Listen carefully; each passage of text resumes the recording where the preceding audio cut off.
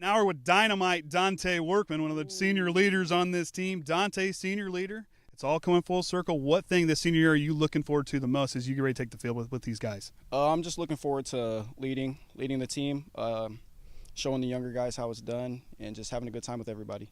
And Dante, you talk about leading everybody and the different stuff like that. You're on that leadership council. And that's a unique thing what you guys are doing. There's some teams, there's some college teams that are even taking notice on some of the stuff that your guys are doing.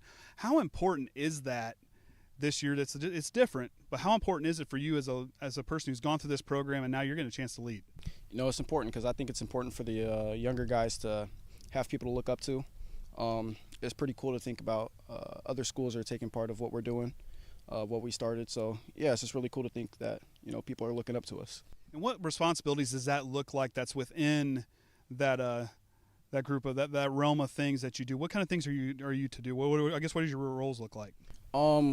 We normally take care of most of the smaller issues, like if there's, you know, players aren't getting along or if we need to make a decision for the team, Whitaker will come to us and we'll solve most of the stuff. A lot of the stuff we try to keep Whitaker out of because he has his coaching to do, so we try to step in and help out as much as possible.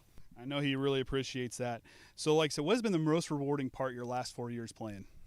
Just building these relationships. I mean, I love seeing everybody out here. I love working out with them, practicing with them, playing with them, so it's just all rewarding to me. And I'll stick with the theme, the football camp, obviously, this summer that you got to work with the younger kids. How important is that for you? Because you were one of those younger kids that came out to those camps. What is it like now to be a guy who's talking to those younger kids that are out here wanting to learn how to play football? You know, it's cool because I remember when I was little, I would always look up to the older guys. So it's cool to know now that those kids are looking up to us. And I was excited to, you know, show them how to do stuff so that, you know, they can eventually work their way up. And for you, we talk about how important is that fundamentals that those kids can learn, because you're out here showing like the kids how to tackle and how to catch and all that different stuff. How important is learning those fundamentals at an early age? Oh, it's really important because if you don't have the fundamentals, you're never going to, you know, be able to expand. So if you can get the fundamentals down early, you'll be able to expand and get better as you get older and older. And you're a guy who's obviously has good sportsmanship on and off the field. What is that like, and how important is that to your guys' team and the school? It's really important. You know, we respect every opponent that we play. Granted, we expect to win, but we do respect everybody. And we all just try to have good attitudes and just have a good time in general. And for you, you play multiple sports. I mean, between the two, you got to stay in football shape. I mean, obviously you're working really hard on a lot of things. What's it like, and how important is it to keep working on, playing multiple sports and really kind of keeping yourself in shape and doing that off-season work? I think it's important to play multiple sports so that you do stay in shape and that, you know, you stay busy.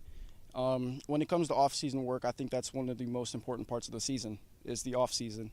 That's when you put in all the work that nobody sees, all the weightlifting, all the sprints. So it's really important. And for you, what's that thing that flips that switch for you? Get out here to come out here on Friday nights before you get ready to fire it up to play with your brothers on the team. What is that one thing that fires you up? Just thinking about the town out here supporting us. You know, they took time out of their day to come out here and watch us, so it excites me. And so for you, okay, well, we'll ask the fun question. I've asked different ones, so we're gonna keep that theme and change it up. You like pizza, right? Oh yeah. You like pizza. Yeah. Does pineapple belong on pizza? Does it belong? It does not belong. It does not belong. Okay. You'll stick with that answer. Yeah, all right. There's some people that may disagree with you, but hey, you got to take your stance. Why does pineapple not belong on pizza? It's too sweet. Everything else on pizza is like savory. You know, you just throwing a sweet thing in there, this doesn't work. Okay, I can't say I don't blame you there. I completely understand with you there. So Dante, you better say hello to a few people because I was told if you don't, you're going to be in trouble. You want to say hi to anybody? Yeah, I'll say hello to my mom. Thank you for supporting me. Hi to my brother, and thank you to my coaches. All right. Well, good luck this season, Dante, and until next time, remember the Trojan way.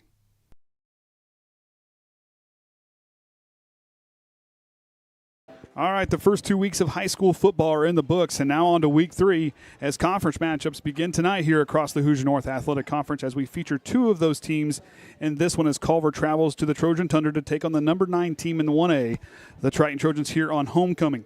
Good evening, everyone. I'm Andy O'Hara. Alongside me here tonight is the coach, Braden Cunningham, Kenny Barnhart, our student team consisting of Caden, Silas, and Chris, and as always, the Hall of Famer Ryan Lim. They're here for the Triton Trojan Sports Network, broadcasting live on YouTube and the IHSAA Champions Network. Last season, these two teams squared off in both the regular season and the postseason. Both are coming off their first loss of the season and looking to get things corrected and get back into the win column. But more importantly, establishing themselves with their first conference win of the season. Braden, you played these conference games in the Hoosier North. Yeah, there's some new additions this year, but it's just as tough as it's always been. Yeah, and now that it's a conference game, I mean, we got to be playing some of our best football. And, yeah, those first two, they meant everything, but now the conference games, they mean even more. And we saw Triton, Culver last year. These two teams went. Yeah, Triton kind of won those games pretty well in hand in those two games. But, yeah, this is a Culver team. We watched on film. There's a lot of playmakers everywhere. Oh, yeah. I mean, there's people you got to be watching for all over the field, and they're going to be giving you a good fight. You can't come out thinking it's going to be easy. And then you go back, Triton, we watched the film. Last week was a tough week. You lose Brady Shue right before kickoff. A lot kind of going on with that there. Then the 30-minute delay, that really just threw this Triton team off. And a team that defensively played fairly well just couldn't get the offensive side going tonight. They've got to get that figured out here in this one. Yeah, we had obviously too many interceptions, and we're having our defense on the field way too long. Bremen did a great job of just driving down the field, keeping chunks, and not giving our offense sort of any time to get a good look. And it just needs to come down to confidence as far as running the ball and opening things up in the line. But the passing game is there. There's plenty of playmakers. I mean, getting the ball into your specialists' hands is something that this team needs to continue to do because they have a lot of speed also on the field as well. Yeah, I mean, there's people all over that we can get it to. We just have to try not to get too much done at one time. We got to take the little chunks that we can get, and then if we let the big plays happen, we'll have them come naturally throughout the game. And Triton's a team that really wears people down. We watched them on the offense in that LaVille game where they just wore them down. I mean, they're averaging just under 5 yards a carry with Jaden Overmeyer averaging over 5 yards, Vinny Prater just under 5 yards with those two guys there. I mean, we're seeing two running backs with over 100 yards already. Jaden Overmeyer with over 200 yards on the season already thus far. These are two guys that can carry the load, but then the offensive line has got to continue to open those holes up for those guys. Yeah, and the offensive line got to give some time for our quarterbacks, whether it's Gage or Ben, and give them some time to throw so we can open up just some little check down passes or the deep pass if we see it. But, yeah, our running backs have definitely been carrying the load very well for us. And Culver does a nice job with talking about their offense. They really spread things out. We watched on film and you see a lot of guys. You'll see a lot of those shovel passes. But what kind of things are we going to see from this offense that Triton's have to be ready for? So, yeah, typically from what we see in the old Culver style, you see a lot of the close run-up. They don't pass a lot, but that's not the Culver we see today. We see them, we spread out. They're checking a lot of twin receivers, and they're spreading it out to keep us on our toes. They're going to hit the jet sweeps. They're going to have these little check down passes. They're looking to throw the ball a lot today. Which tonight, if you're going towards the south end zone, which we'll get our weather report here in just a little bit, but you're going towards the south end zone, you're going to throw all day long, but going towards the north, you're going to have to be thrown into about a 14-mile-an-hour wind. Yeah. It's not going to be favorable, but those short passes, 5 to 10 yards, where you don't have to get the home run plays, those will be there for Culver here tonight. Yeah, we have to make sure as our cornerbacks and outside backers, we're getting to those flats quickly because those check down passes are going to be what's getting thrown, especially, like you said, going to the north end zone. We're fighting against the conditions today. And if you look at as far as fighting against conditions and how things are working there, the offensive line for Culver is going to have to be on point and ready to go because we watch this pass rush of Triton's you got Wayne Riker flying off the ball and Eastside Limler coming at you every single time, and Maddox Denny's not too far behind. Exactly. These past two games for Triton Trojans against LaVille and both Bremen, we haven't seen one time where they go into pass and Wayne is not there giving some pressure. So we've had these quarterbacks running out, using their feet, and they got to roll out and get on a move. They got to be finding their receivers quick and getting the ball out of their hands. And then we talk about Culver's defense. They do a lot of things well. They get after the guys. They plug the holes as well. But Triton, like I said, they do a nice job moving. Culver's just got to fill those gaps. We're going to try to slow down this Triton running attack. Yeah, talking earlier this week, we had Gage and Dante come in to give a little speech to my junior high kids to try to get them motivated and learn about what they're going to see in this future high school experience when they move up to the next level. And they were explaining how now the mantra for this Triton football team is physicality, and they're coming out. They're having that grit, full effort, just like Whitaker likes to teach them in that culture. And they're going to be trying to drive down the field and really wear down this Culver defense tonight. And then we talk about coaching. You got for Culver, their second-year head coach now. I mean, he had some time at John Glenn. He's got low numbers, but what we saw on film with these guys is they have low numbers, but all those guys really show up when each plays on when each play's going. Yeah, they're not taking plays off. They're running hard, whether they're getting the ball or if they're just hitting a block. They are going hard, and this coach really knows every player to a T with those low numbers. But you know every guy. And with that Triton game last week, we saw LaVille where everything was just going right. They were moving. They were just kind of they were just owning that entire field that night. What kind of things tonight? Yes, you're facing a different team, but the conference victory, why is this game so important? First of all, yeah, it's our first conference game we're seeing, and we just really have to set that tone. We have to show how we can come off of a tough loss where, yeah, we didn't get a lot of offensive things going. So here's where we sort of get that spark, get that confidence back up to where we can flow like we did in that first game against LaVille. You know, and you talk about these two teams and going back, Culver, we saw the triple option. It's what they used to run. They ran it very well, but they still have a guy in Ethan Binion that can go out and he can run the ball. You got guys that move the ball extremely well for them, but Culver's going to come tonight. They want this game just as bad as Triton does. Absolutely. And as is Culver, a lot of people can look it up as that underdog, so then they can come out thinking, we have nothing to lose. We're just going to leave it all out on the field and give it our best effort. And for them, last year, haven't beat Triton in the last couple of years, but that thought is in the back of your mind. There's a chip on their shoulder here tonight, and rightly so. Triton's got to be ready for that and execute their plays out there on the field wherever they're at. Exactly. As a Trojan, you cannot come out sleeping thinking it's going to be an easy ride, because these Culver Cavaliers can come out and have a big play against you and really catch you off guard. All right, and real quick, our weather forecast tonight is brought to you by Triton student-athlete Liam Watkins. At the beginning of the game, it'll be 65 degrees with a 14-mile-an-hour northwest wind. It'll be moderately cloudy, but that will start to clear up later throughout the game. As the game progresses, it is expected to cool down very quickly, with temperatures by the end of the game expected to be 56 degrees, with the wind still persisting, but lightning a little down to around 11 mile an hour. And that's your game time weather forecast from Triton student-athlete Liam Watkins. You can check out his weather reports on social media at First Warn Weather. So we're just about set here for the 50th meeting between these two teams, as both look to gain momentum with a conference win here tonight. Of course, homecoming, we will have that for you here in just a few moments, where our homecoming course is already down there on the field. And after that, we'll have football right here on the Triton Trojan Sports Network.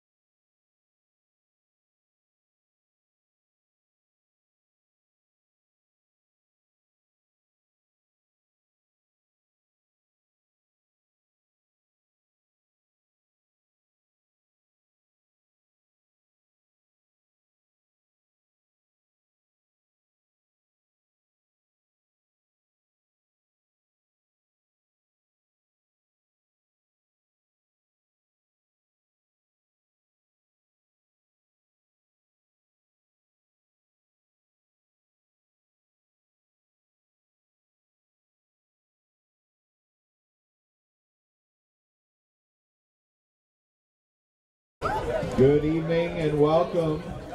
We're excited to have our homecoming tonight. Here is our 2024 homecoming court. Representing the freshman, Austin Wright is the daughter of Ashley and Andrew Wright, being escorted by Max Johnson, who is the son of Christy Johnson and Ben Johnson.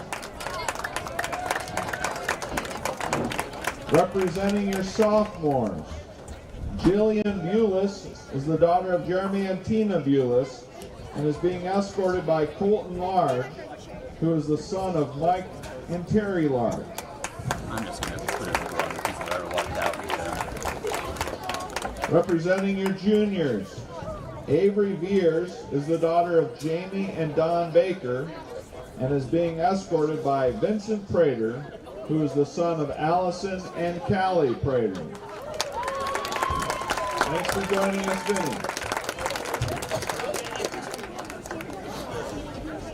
And now your seniors for King and Queen. Our first group is Nadia Stetler. She's the daughter of Jeff Stetler and Gwen Fox. She's involved in basketball, tennis, and Spanish Club, the Spirit Club, and the National Honor Society. She's being escorted by Caden Large, who is the son of Mike and Terry Large. He is involved in basketball, tennis, cross country, track and field, NHS, and FCS. Nadia Stetler and Caden Large. Our next group is Kate Howell. She's the daughter of Garrett and Kim Howell. She's involved in NHS, tennis, volleyball, Spanish Club, Art Club, and Spirit Club. She's being escorted by Benjamin McFarland. He is the son of Jessica and Tom McFarland. He's involved in football, basketball, track and field, Spanish Club, and NHS. Kate Howell and Ben McFarland. You should be taking pictures right now while they're standing there looking nice. Our next group is Allie Westhaver, and she's the daughter of Matt and Becky Westhaver. She is involved in volleyball, tennis club, Spanish club, Spirit Club, Art Club, and DECA. She's being escorted by Brenton Heckerman. He is the son of Krissa and Travis Heckerman, and he's involved in wrestling. Here is your 2024 homecoming court. And now your winners, the Prince and Princess. First, your Prince is Mr. Vinny Prater. And Princess Avery Beard.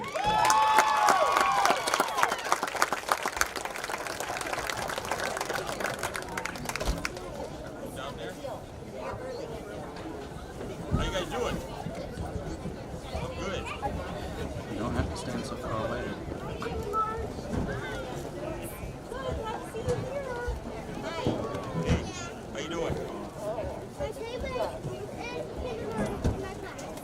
And now your king and queen, your 2024 homecoming court king, Mr. Ben McFarland.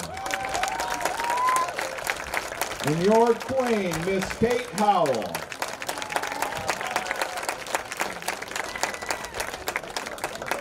Congratulations all.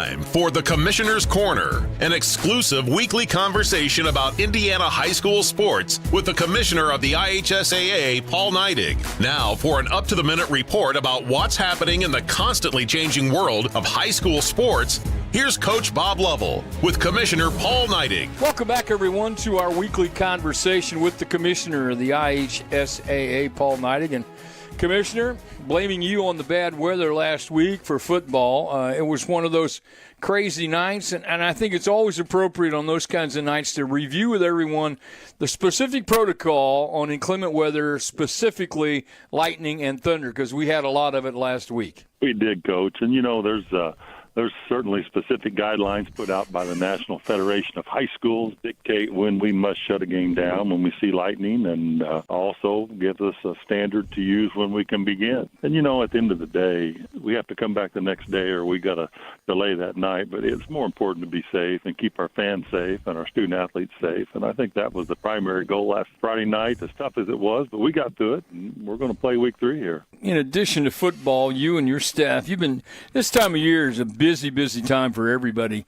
involved in high school athletics. And you've been involved with some of your counterparts, some commissioners around the Midwest, in some meetings these past few days. What's on the mind of your colleagues around the Midwest? Well, I don't think, it's maybe popular, maybe unpopular, Coach, but I just left 13 of my counterparts from the Midwest, and we spent 4 days together, and we really just walked through a bunch of topics. But the thing that the NCAA transfer portal and what's happened with that environment is really starting to affect high schools and what's going on in the high school setting. And we're different than the NCAA, especially the Division I or the Power 5, that we are sitting here trying to have kids an opportunity to grow up a little bit with their uniform that says their school name on it. That's something that everybody has on their mind right now because, an individual parent, I understand their focus on their kid only. But what they forget about is there's a student-athlete that's not involved in a process when we do a transfer that doesn't have a voice in the room, and we always have to be worried about displacement also. But that and, finances, and we talked about how tournaments are structured, and there's just a whole litany of topics. We saw some software development people are using to align tournaments, success factors, and one thing I can tell you, Coach, is nobody's got it completely figured out. Everybody continues to try to adjust and make it work for their state, and there's always nuances that are different, and Indiana's no different. You also now kick off your annual statewide tour, talking to athletic directors and principals around the state. I know, number one, it's great to be out there to visit with your colleagues, and secondly, you get a chance face-to-face to talk about issues that are critical to the state of Indiana and specifically to the IHSAA. And so, number one, be safe. So what are some of the major agenda items on this tour? Well, Coach, it's one of those. It's an annual meeting that we have. We're 3 weeks, 8 different spots around the state. We were in Lowell, Indiana today. We'll be in Plymouth, Indiana tomorrow, and 3 more spots next week and 3 the following week. But a lot of things we talk about, we go over the association finances. We are a not-for-profit, but we're a membership organization. So every school really needs to have significant input into how we did last year and how we're going to do this year, and changes in the bylaws, and all those things are important. And we do seek school input because, there's folks out there. One of the misnomers is that we are a taxpayer-funded organization, and that's not the case. I mean, we are a not-for-profit. We are a voluntary membership, or voluntary organization, voluntary membership, and we talk a lot about those things, but we give them a full financial picture of what last year looked like. We talk about transfers. We talk about, our foundation. We talk about officials. We talk about sportsmanship. We talk about the new sports coming on, girls flag, boys volleyball and girls wrestling, and we just adopted for the 25-26 school year girls lacrosse, and so it gives us a chance to also celebrate our sponsors along the way. So there's just a whole litany of information that we try to provide to our membership. Thanks for listening to The Commissioner's Corner with IHSAA Commissioner Paul Neidig and Coach Bob Lovell. And thank you for your continued support of the high schools in your community.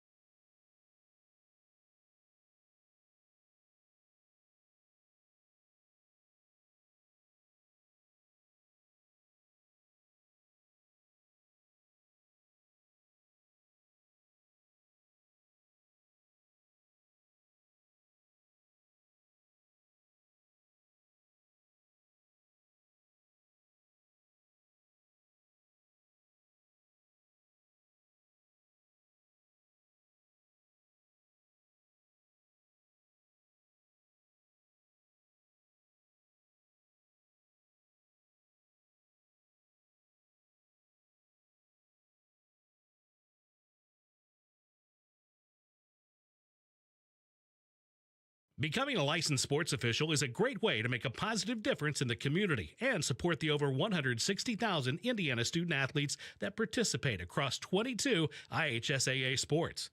Sports officiating allows you to stay connected to the game, become a role model for our young student athletes, earn extra money, and support the patrons and communities of our IHSAA member schools. To learn more about becoming a licensed IHSAA official, text official to 317-943-9030. Some people see a huddle in the locker room. We see a second classroom. Some see a student athlete on the court. We see a future leader in the community. You see, high school sports in Indiana are special. That's because they're about learning and growing, not just winning and losing. Fans, I'm Commissioner Paul Neidig. Support education-based athletics in Indiana by buying a ticket to your high school's next athletic event. The Indiana Fever select. The journey doesn't begin at number 1. It begins before anyone is watching. Before all eyes are on you. It's the journey that made you number 1. And from day 1, it's the extra you give. Extra work, extra hustle, extra sacrifice. And our mine been a little extra. And neither will our next number 1. With the number 1 pick in the 2024 WNBA draft, the Indiana Fever select. At Indiana Farm Bureau Insurance, we're not just good at insurance. We're good at Emma and Jake's just baby-proof their 2-bedroom bungalow to prepare for baby number 1 insurance. We're good at Madeline and Chance's just gave in and became minivan people to make room for baby number 2 insurance. And we're good at Gabby and Nate's just moved to a house with a bigger backyard to welcome fur baby number 3 insurance.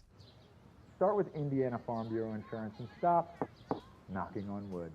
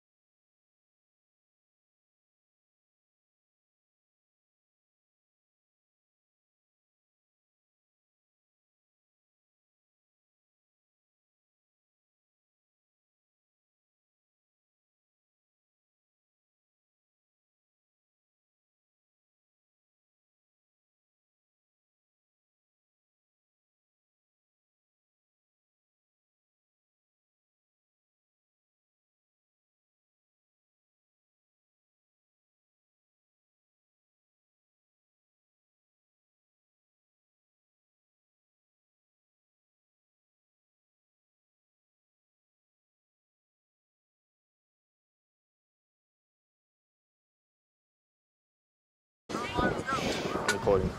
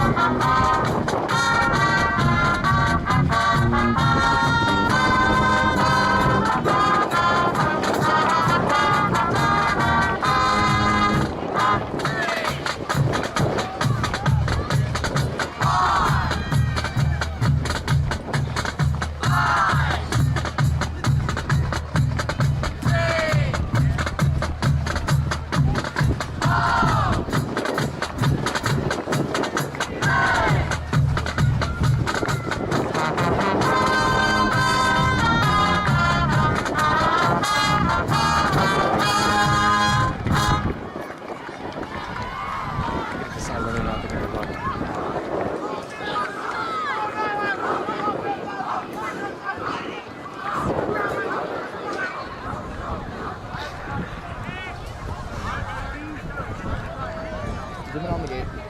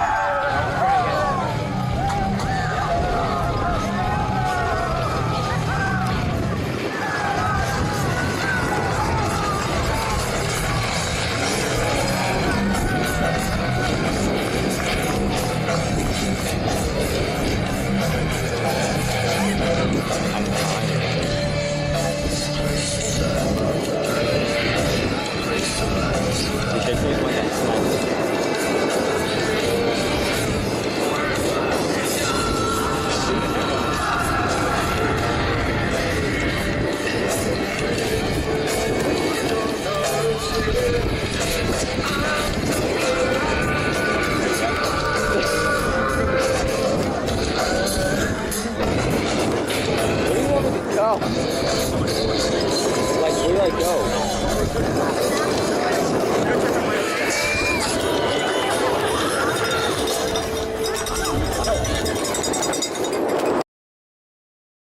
To Bourbon, Indiana, your home for the Triton Trojans. On behalf of the Triton community and the entire staff and student body of Triton Junior Senior High School, we welcome the Culver Cavaliers as our guest at tonight's contest. Triton Junior Senior High School and Culver community are playing this event through an agreement entered into by both schools. As members of the IHSAA, both schools have agreed to abide by the bylaws of the IHSAA to ensure the highest possible standards of conduct during this event today. The officials for tonight's contest are August Freda, Philip Lemasters, Ray Otis, Rod Morgan, and Tim Gruger. We have Tucker Worsham, Comm Worsham. We'd also like to thank our scoreboard operators, Steve and Tim Stickler. This evening, as we gather together, we'd like to recognize Claire Rao. Claire was a student at Triton Junior Senior High School and recently at New Prairie High School. She is the beloved daughter of Jen Anderson and Scott and April Rao. She passed away earlier this week following a lifelong battle with a rare lung disease. We are heartbroken at the loss of life and would like to take a moment to recognize and remember the precious life of Claire. She was a gift to our community and a beloved friend to many. We will miss her. Will you please now join me in a moment of silence to pray and honor her life.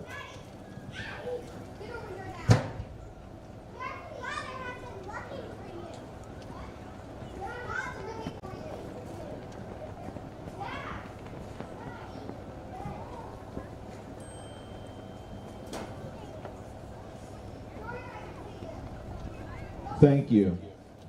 And throughout the evening, we will remember Claire. Our cheerleaders are wearing green, her favorite color. She made her way out on the homecoming court with her cousin Brenton, and represented by a picture. And family and friends have all gathered today to remember her. She was a precious gift to us, and we're grateful for her life. Later in the game, we'll have opportunities to bless and encourage the family by helping with funeral expenses. Let's continue to remember Claire and enjoy this evening together playing the great game of football. Will you now please stand? And gentlemen, kindly remove your hats for the playing of the national anthem by the Spirit of Triton Marching Band.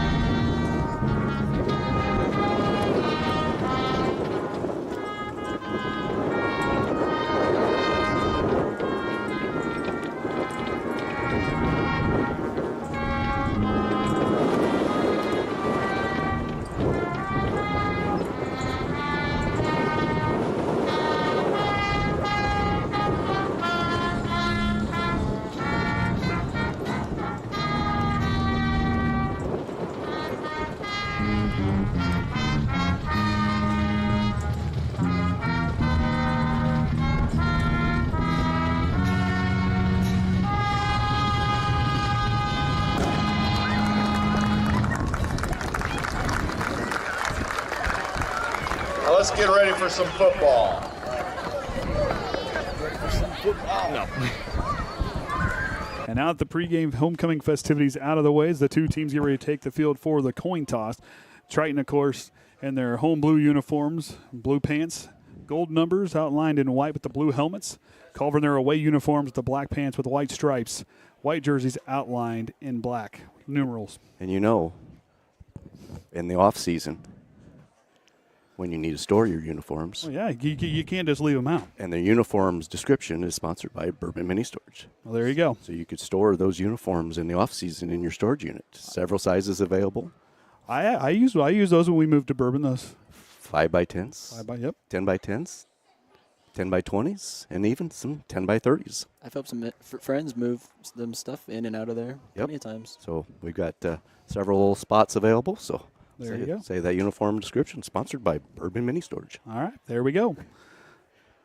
As the two teams get ready to get things underway, of course, as we noted in the pregame, both teams coming in at 1-1 here on the season. Triton standing at number 9 1A.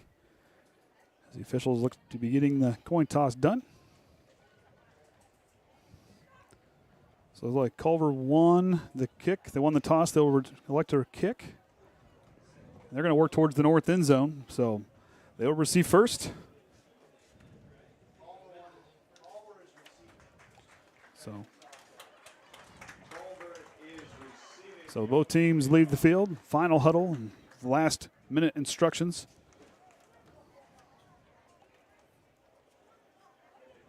As Dante Workman will do the kicking duties for Triton. And back deep to return, we'll see Tony Summers and Ethan Binion back deep to return for the Cavaliers. Of course, Kenny's going to get the other game that we're going to try to keep tabs on. Yep. Just a little south of here. Watch Waldo. All right, so Dante Workman takes his spot. Officials making sure the right amount of players are on the field. There's going to be a change being back deep to return. So Summers is on the one side. I don't have a 14. I don't have a number 14. Oh, wow. Okay. They're even questioning over here to our right. All right, so Workman out a kick.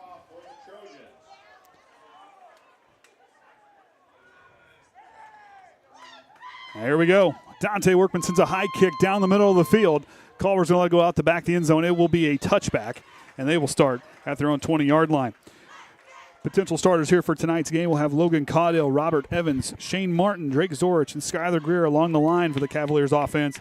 On the outside, we'll have Caleb McEwen and Braylon Jackson, David Height and Tony Summers. And the backfield will be Ethan Binion, and, of course, the man in the quarterback position will be Jonas McEwen. That wasn't on my list. We'll get it figured out. So we're going to – Rodney's going to – or excuse me, Rick's going to figure it out. Rick's going to find out for us. All right, so Jackson split up to the near side. Two wide receivers out to the right. A spot there in the tight end position. They're going to go to Binion. Binion's going to run ball forward, and he's going to get brought down there. I believe Cohen Staten. Cohen Staten in on the tackle. Yeah, he came in there good.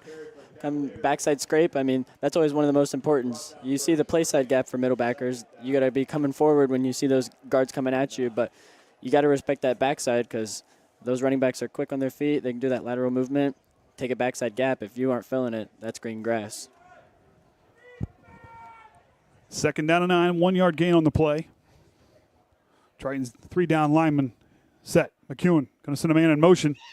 Right on the sweep side, and he will go down, getting brought down. Looks like Colton Reynolds and company. And Wayne Reichert in on the tackle. Always plenty of hats to the football. That's always how we teach it. So we'll try at halftime or in between quarters. Try to see if we get number 14's number. We do apologize, as that one we weren't quite prepared for. I'm trying to figure out who that is. That might be, I don't see a 5. That might be David Height. I don't see a number 5 anywhere. That might be David Height. McEwen, low snap, has to peel it up off the grass and gets brought down by Wayne Reichert. The missile strikes in, and Triton forcing a 4th down. Saw some good misdirection there in the backfield. Looked like it was going to be going sweep to that far side of the field. Plenty of our players thought so, but good job for them to stay home, do their job to the best of their ability. Triton holds them to a 4th down right here as they get ready to punt. See number 12, John Carr, back there to kick. High snap for Binion. He'll take it. Triton got a piece of it. It's going to sidewind here, and Triton will start in good territory for their first offensive drive.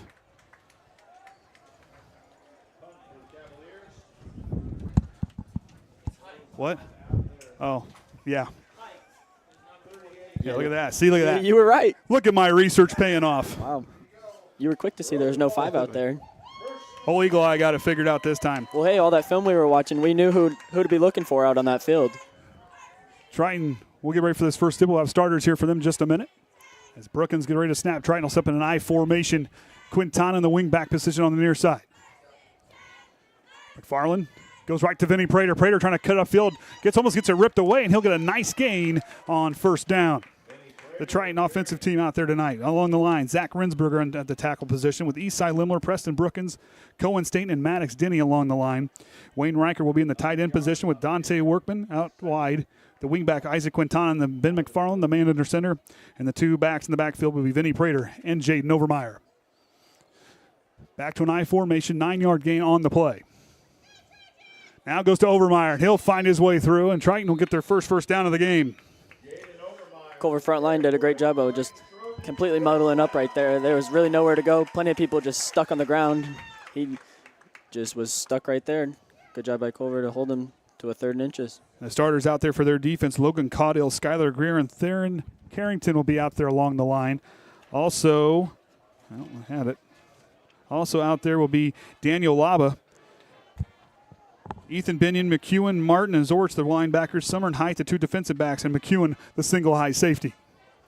Outside, the pitch goes to Overmeyer. He has a good lead block from Hudson. Going to have to bounce it outside. He's got a first down. He'll hop back into play. Overmeyer dancing his way through for a Triton first down.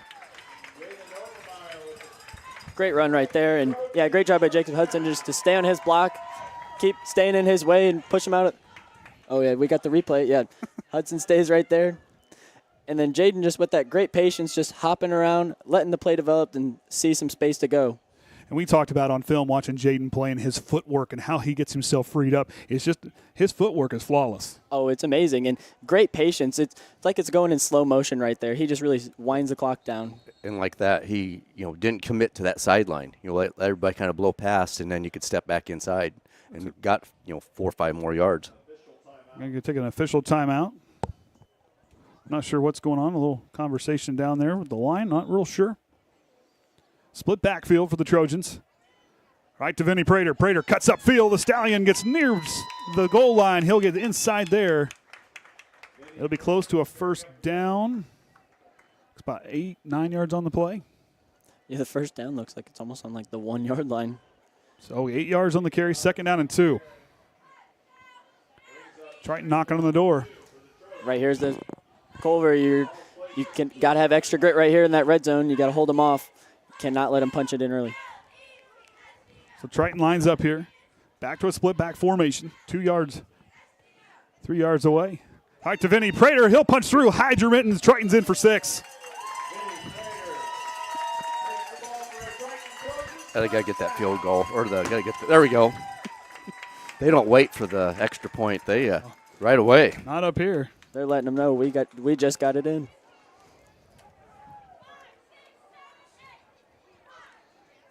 I don't think he caught that one. No, I don't think he caught it either. Oh, I know what you're talking about. Yep, okay, making sure. Did you plug your ears? Workman to kick, Riffle to hold. I got one. Low snap, he'll get it up, and they're going to have a flag on the play on the extra point attempt. Somebody wasn't set. I think we're going to see a false start is what I'm guessing we're seeing. So false start on the offense. So that'll move them back for the kick. Triton last week with the penalty department wasn't quite in their favor. 8 penalties for 66 yards after the first game only having 2. Yeah, not what you want to be seeing, especially starting off in that first half against Bremen, only having 1, and then you come out and have 7 more flags in that second half. Sloppy play. Hopefully we clean it up here tonight. So Werby gets their chance to re-kick. Missed it on the first to try. Now he'll get reset. Riffle, good hold. Drives that one, and this time he'll split the uprights. Extra 5 yards pushback. No struggle for Dante. We saw that leg get used on that kickoff well into that touchback. So Triton, 2 first downs on that drive. Drove the, we started at the 40, 42. So a nice real drive there. That's what you want to see, just moving the ball on the ground, maybe not getting those chunk plays and using them at the right time. Yeah, and we definitely took advantage of our great field position that we started off with. We knew starting on our own territory close to that end zone, we had to just make advantage of that off of that good block punt. So now Culver had a 3 and out on their first drive. So with the offense can get cleaned up and see what they can do here on this next one. Vinny Prater, I believe.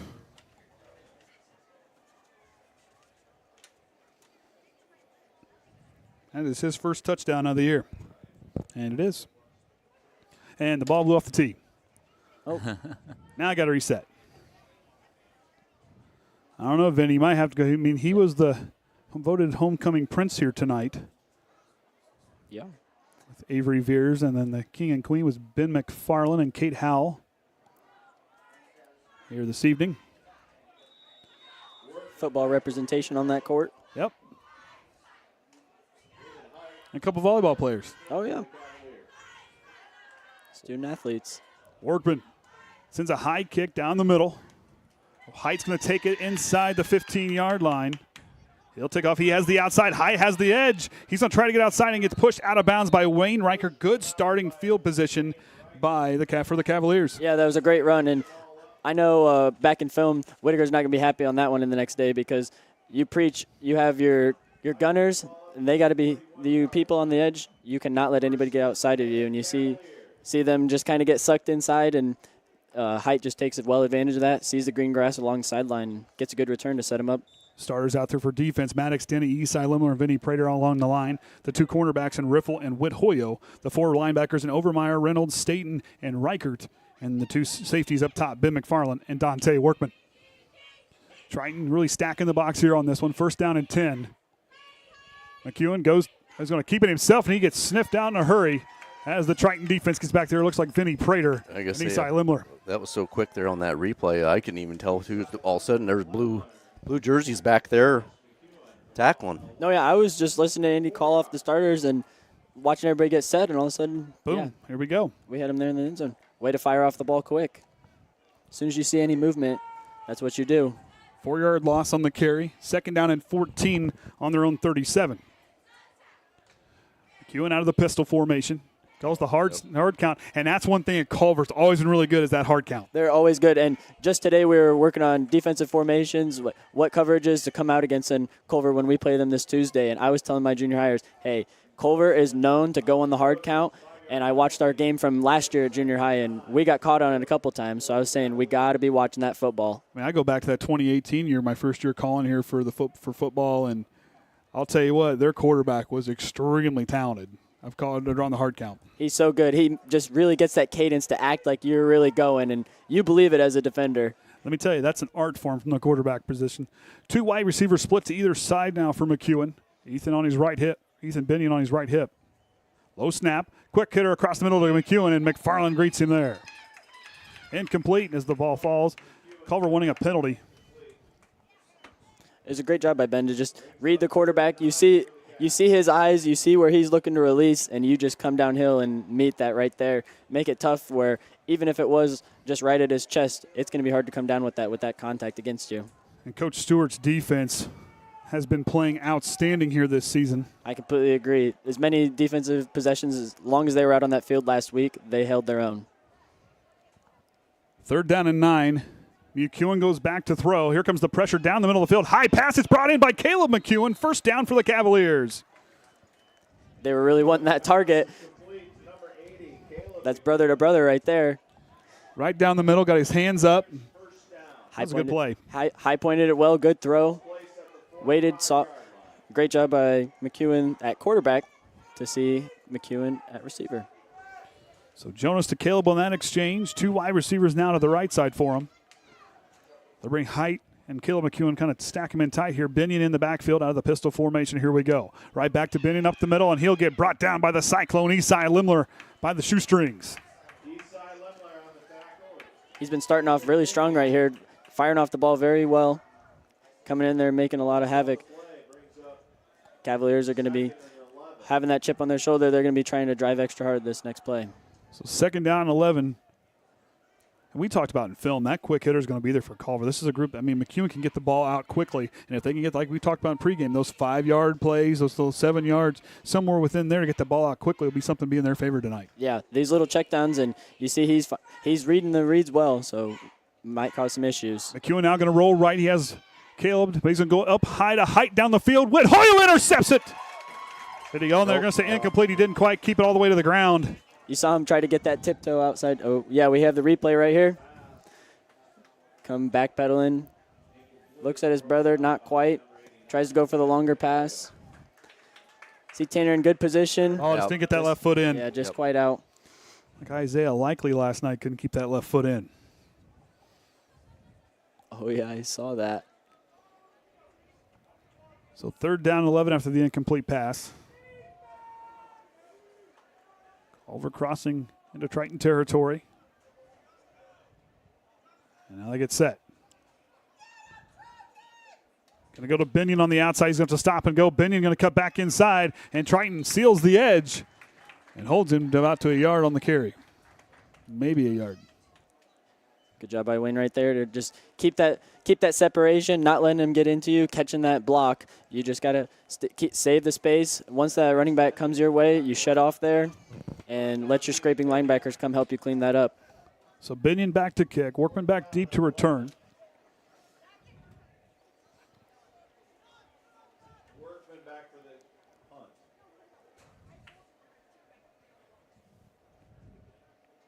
Binion, good snap. Plenty of time. Here comes the pressure. He just gets it off. High kick, pushing it to the right.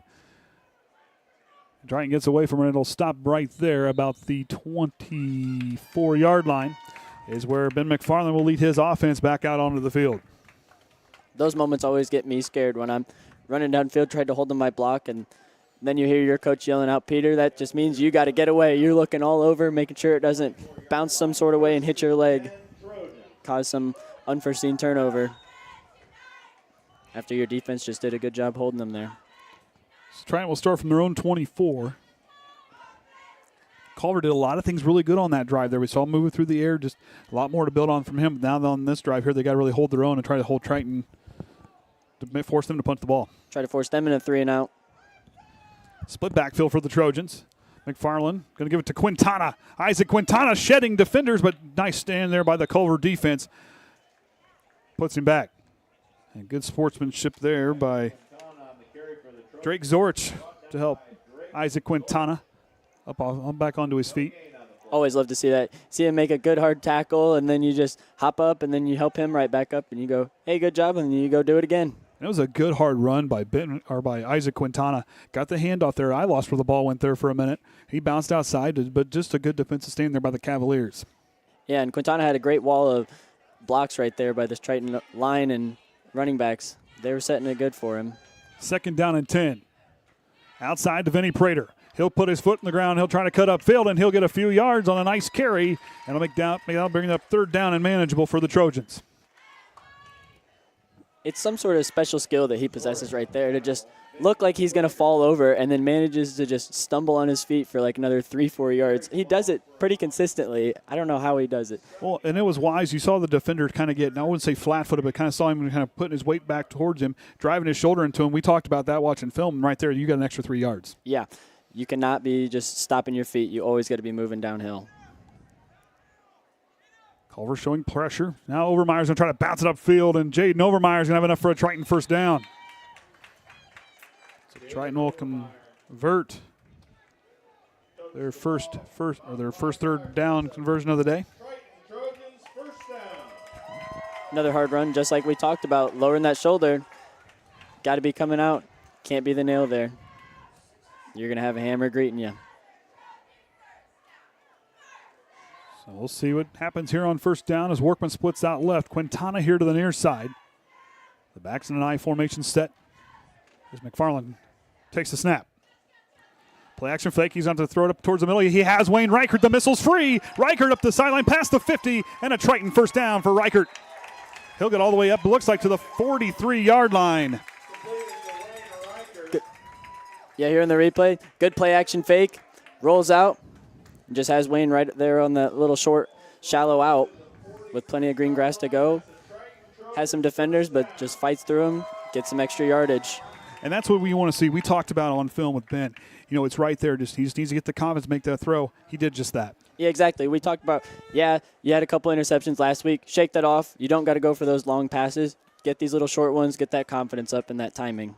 Good play by the homecoming king. And now as Workman goes in motion, he'll work to the sweep to the left side. Workman up the field. He has the sideline. Dante Workman kicks on the Jets. Dynamite Dante Workman down the field and gets pushed out of bounds.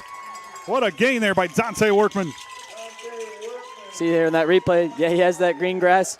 See McEwen can't quite get to him, but then you see Height making that good effort play, finds a good pursuit angle so that way he can greet him and just get him out of bounds, save that 6 points from going on the board. Those are those effort plays that you really like to see. So Vinny Prater and Dante Workman coming off the field.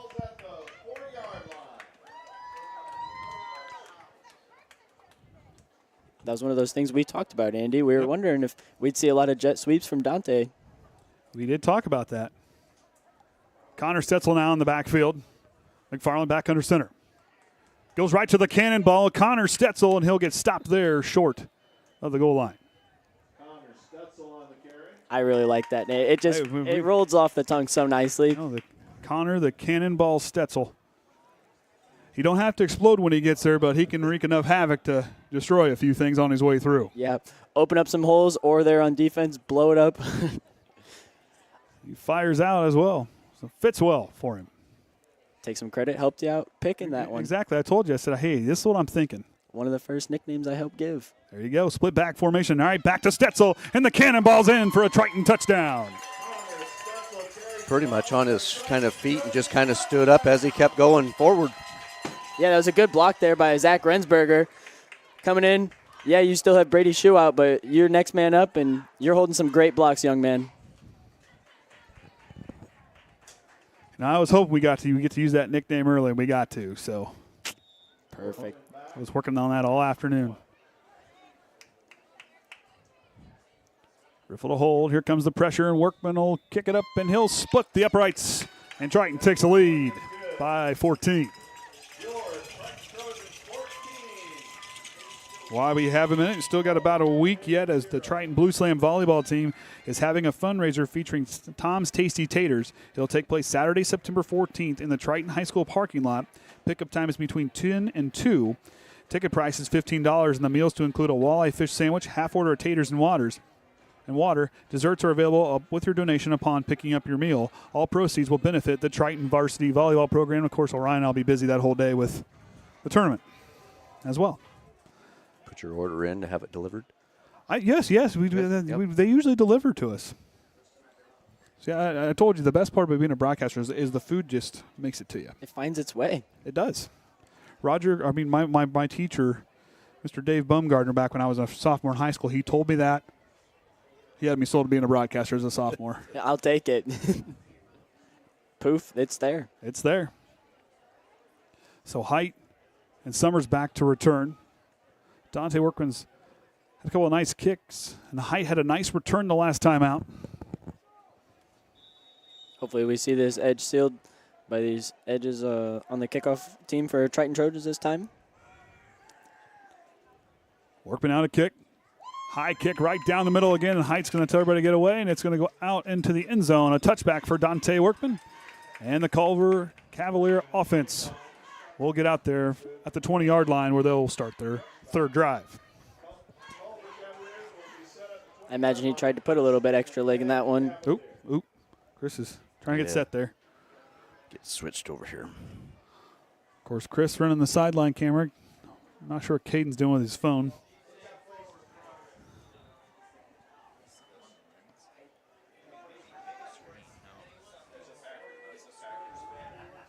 So first down and 10 from the 20. Screen. Two wide receivers split to the near side for McEwen. Going to send Height in motion, goes with the shovel pass, and Wayne Riker stops him there, but here comes Cohen Staten with the tackle. Yeah, good job by Wayne. yeah, you don't quite break off and get to that tackle, but you made sure that he did not get outside of you, and that's your sole responsibility, those scraping linebackers. And that's one of those plays. You don't see it in the stat book, but what he did was textbook right there. He got to the outside, and he sealed that edge and forced that runner right back into the middle of the field. It's one of the hardest positions to play is outside backer because, yeah, you have to do some major grunt work, and then you don't even always get the stats to show for it. 3 down linemen for the Trojans as McEwen out of the shotgun. 2 wide receivers split to either side. And Prater going to jump off sides. Another good hard count by McEwen. It's Triton's 3rd penalty here in the first quarter. Always got to be aware of it.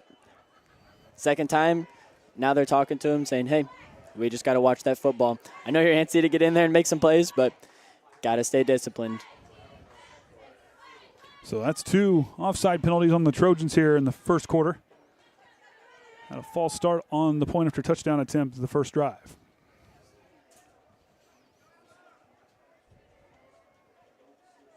Going to push the 2 wide receivers to his right now for McEwen. Reynolds and Satan getting settled in the middle linebacker position. They're going to go to Binion, and he's going to get brought down. Wayne Reichert, the missile, strikes for the tackle. See this Triton defense, it's always known to be pretty good, and they're just holding up that reputation right now. They're staying to their assignments, playing some unselfish football, not being overeager to get to the ball, just holding your gaps. So McEwen now gets set 3rd down and 3. Inside a minute to go here in the first quarter from his own 27. 2 wide receivers to the right. McEwen takes the snap and now goes right to back to Binion, and Binion's run not quite going to get to the first down marker. Looks like Eastside Limmer at the bottom of the pile. Vinny Prater in there as well. That's who I saw stand up out of that group. So we'll give it to. Great job there by Ben McFarland. I mean, as soon as that ball was snapped, you saw him coming downfield. He was greeting it at the line of scrimmage all the way back from one of these safety positions. Yeah, it looks like down south there. Looks like the wind's blowing there a little bit too. Yep, got a little bit there, and this say we're here shortly. You got your switch ins here. High snap over Binion's head. He's going to have to fall on it. It's still live, and Triton's going to fall inside the 5. Yep. And Vinny Prater comes away with the loose ball. Yeah, just can't quite reel it in. I mean, there's been a couple of high snaps there now for him, so that one just can't quite jump up high enough, and great job by all these Triton Trojans to rush right to it. Another good field position. And for trying their 3rd drive, they've started twice now in plus territory. This time knocking on the door with Vinny Prater and Connor Stetzel scoring the first 2. Triton knocking on the door here after the bad snap. McFarland back under center. Going to look left. He has Workman coming across the side, and Dante Workman with the Triton touchdown.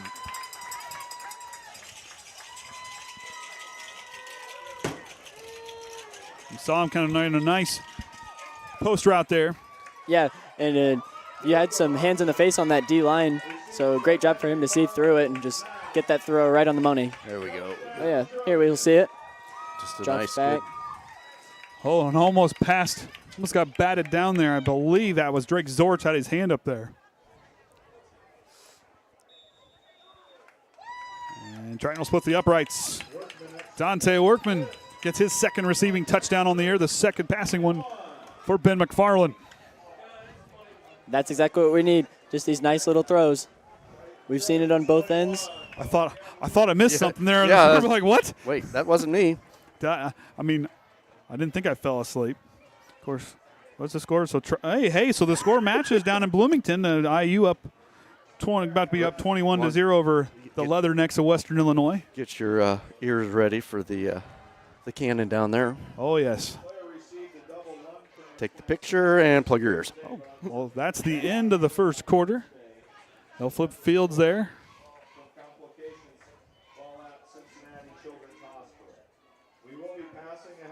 Andy, let me get your opinion. What do you think of the new uprights? Do you miss the old H? Oh, the old H? No, I like the new uprights. Yeah, I like it too. I like the new uprights. And right there, as Kenny will know, you want to hide just right inside there if you're a camera guy, because when them big boys from the Division I program of Indiana come running through there. You do not want to be in the way. Oh, yeah. That's Trent. He got put down in the. Yep. Saved his spot and sits right on the when they do their run out. He sits. There's the spot. He's right there. Right up against the backside of that goal post, and they split him, and great shots. So now Triton will work right to left. As Workman gets ready to kick height, and Summers back to return. Kick kind of pushes to the near side. Summers takes it off the one hop. He'll bounce to the outside, and here comes Reichert, stops him, and also Cummins and Jacob Hudson also in the tackle, but Wayne Reichert with the initial contact. Well, you could tell the wind really affected that ball. It got down there just coming about 20 feet off the ground and acted like it just kind of held there. Yeah, it was just like floating in the air, just stopping. It's a hard one to read. I wouldn't want to be in that position. Oh, I remember baseball having to read that. Yeah, I played center field back in baseball. And my dad was a very good coach when it came to how to read a fly ball and how to guess with the wind. You know, with the wind now, Culver has that advantage now to help them getting down the field. Exactly, with that passing offense that they have, they're very good with it. We'll see what they can do here on first down as they work from their own 34. As Benyon now going to carry it. Benyon with a nice gain on first down. Looks like it got about 8 yards on the carry. The far official. Looks like he'll be close. Yeah, another good misdirection there. Had a couple Triton hats running left, and it's going right. Got to make sure you're always just reading your keys, especially at middle backer. Just look at those guards. That's where the football will go. And it was a nice blocking up front by the Cavaliers to open up that run. Good pulling guards. Looking eyes inside. Find those linebackers. Oh, Trentzel, I'm surprised we're even getting a text message. Yeah. Pistol formation, going to go with the quarterback keeper. Bounces to the outside, and here comes Eastside Limon with the Cyclone strikes. And Jaden Overmeyer and Maddox Denny had a hold of him. Whole bunch of pressure back there. Maddox was close. Yeah, he almost got to it. Well, you see that snap just go a little bit low, and it just kind of throws off the timing for the whole play. And that's one of those where it has to be really fast, so any sort of thing can throw it off. See if they can make it up here on third down. This will be their fifth third down attempt. Converting one. Got a trips look. Look for a bubble screen here. Oh, going to go to the near side to Summers. Incomplete. Let out too far in front of him. There's your replay. Hoyle with good right in through there. Let a little too far out in front of him. But, yeah, just got it right between those two defenders. And yeah, it was a good throw. It was just a tough play to make. Having two people right there, I mean, it's intimidating. Get thrown into traffic like that. So Zorich to be the long snapper. So get those hips down just a little bit more on this one. So you can keep that snap down.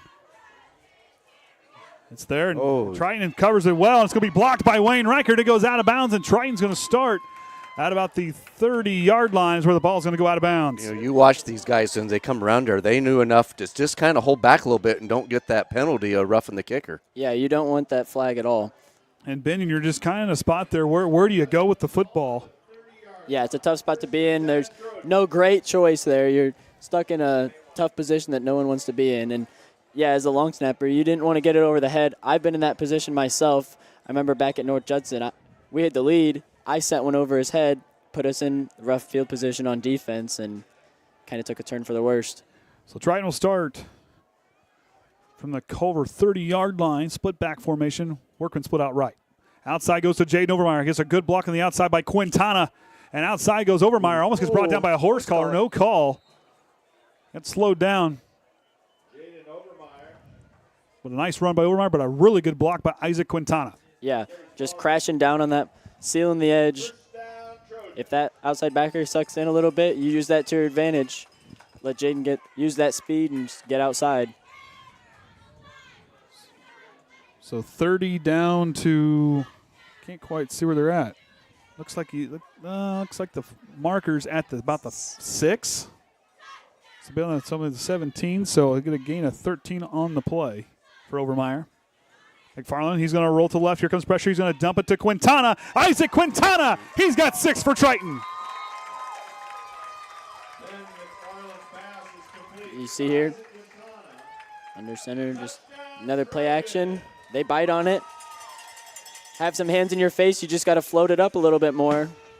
And it was a great, awkward throw, Ben. Your feet are rolling out, running one way, and you got to turn your body a certain way, get it out. Nice little throw to Quintana and just run it through. So Workman settles in to kick. Riffle to hold. Good snap. And Workman will send on over top of the band, splits the uprights, and Triton extends their lead. Back-to-back passing touchdowns for Ben McFarland from 17 yards away. That's a nice camera angle. And, of course, Braylon Fisher running our end zone camera for us here this evening. Did run it last week with the weather was unpredictable, so we didn't have that look last week. Didn't want to risk it. Didn't want to risk it. I appreciate Braylon running the camera down there for us this evening. See if has done a nice job all season long. See if that's the one we want to try for the. But you see Quintana really release off your butt. McFarland rolling to your left. That is not an easy throw to make, and with the hand in his face. Yeah, great job by him, and lead it. Saw that he's gotten that confidence up with from these other throws early, and now he's just getting in the rhythm. Seeing some Triton offense that we know and love. That's a good, nice play from Quintana. You know, he had kind of a tough week last week, but Isaac Quintana, very good athlete, very fast. And right there, that's what I want to see is him get his hands on the ball and see what he can do with it.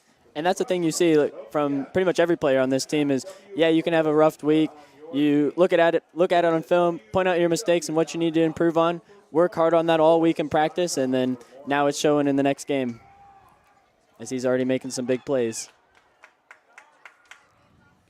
Line drive kick going to be picked up by Caleb McEwen inside the 30, about the 27. And he'll get stopped about the 38, 39-yard line. Oh, going to go 37. Close enough. Within a yard. Yeah, within a yard. It's an acceptable margin of error, I'd say. So Culver will be on their 6th drive.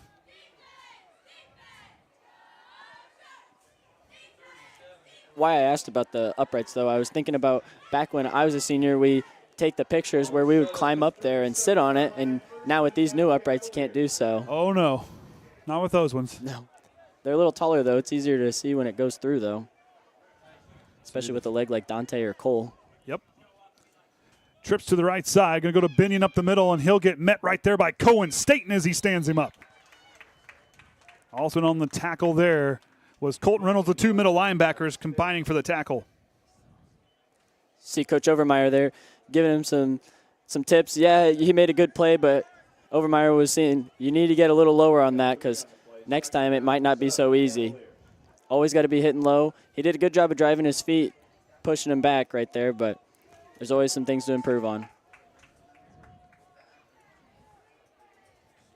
3 yards on the carry. Sets it at 2nd and 7 from the Culver 41-yard line. Going to go back to that trips formation on the near side. Keep an eye for a bubble.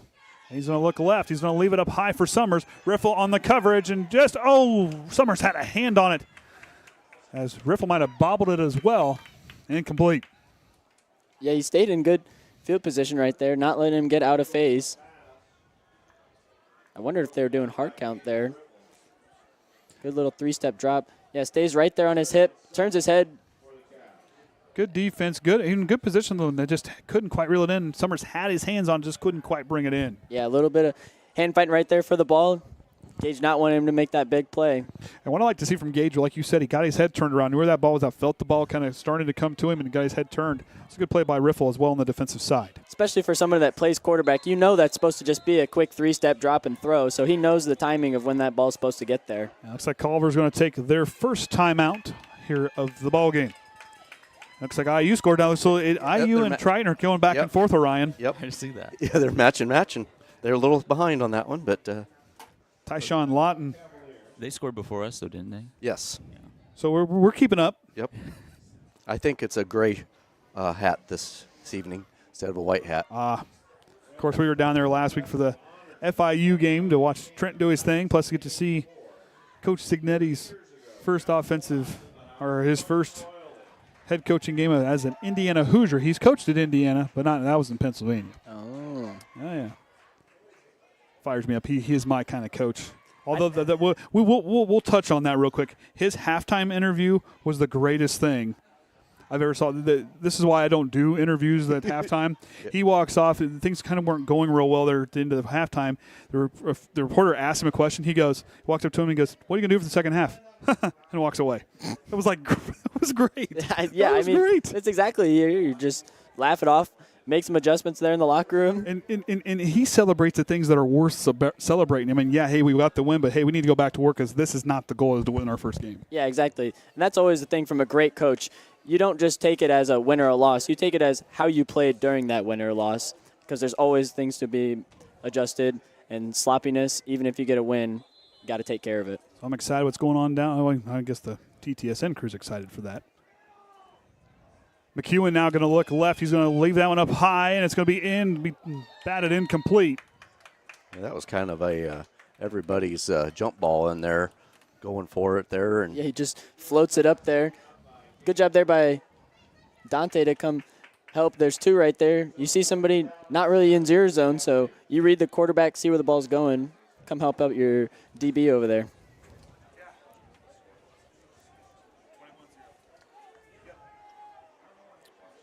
Have we heard what the crowd size is down there yet? Oh, they haven't moved the cameras yet. Yep. Looks like it was. Well, it's still the first. It's still the first quarter. Yeah, so Well, I didn't mean like they disappear. Right? I meant, oh, they do. What does it look like before the game started? Pinion with a nice kick down the field. Workman's going to catch it over the shoulder at about the 24-yard line. He reverses field. Workman back down to the middle. We got a flag on the play here on the near side.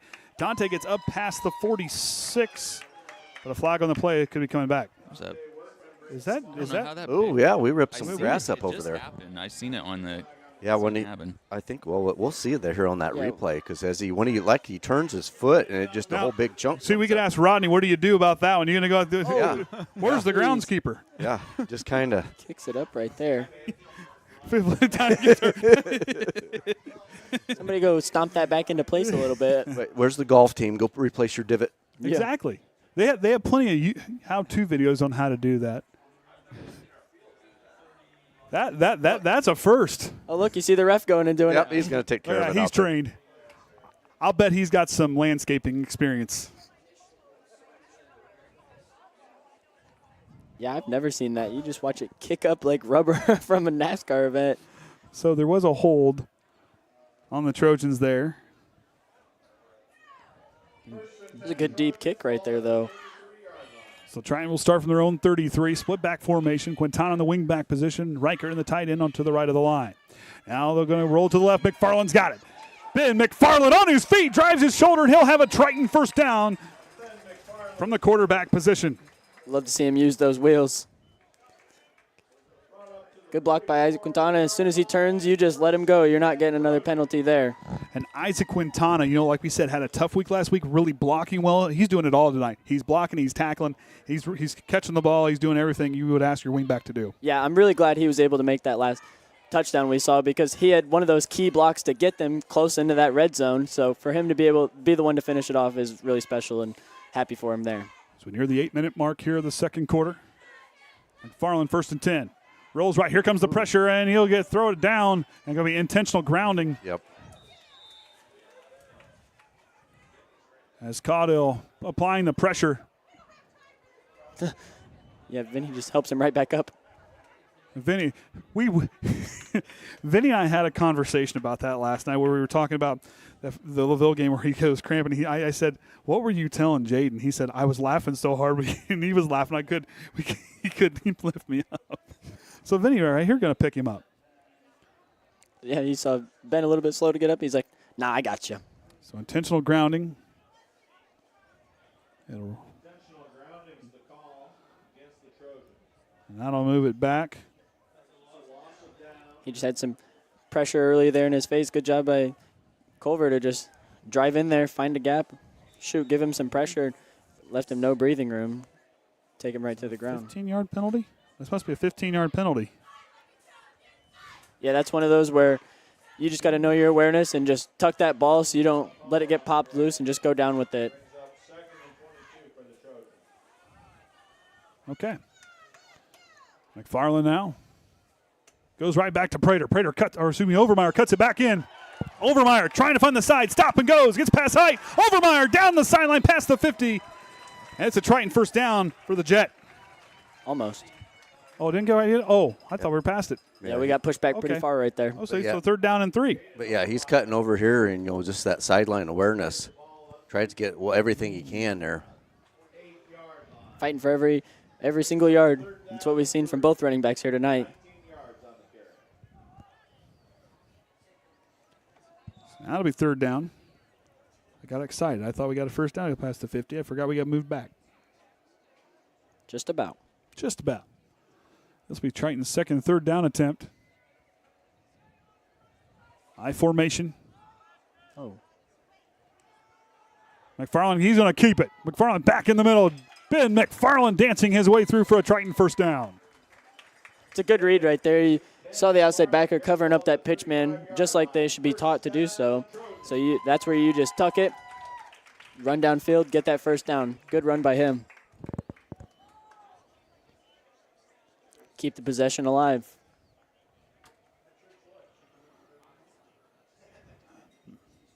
Workman now going to check in with the play.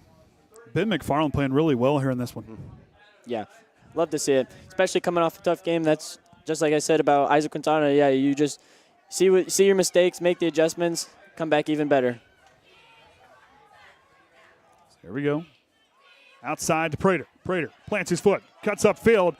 A flag on the play. Benny Prater still on his feet. He'll find the outside. Stiff arm Summers. Prater, the Stallion's free. And we're going to see what the call here is on the play. Right now it stands as a touchdown. It's going to be an illegal block in the back on the Trojans. That one's coming back. Yep. Oh, they got a Premature. Premature. They'd already lit the fuse. Can't stop that one. Nope, can't stop that one. Do apologize, Mittens.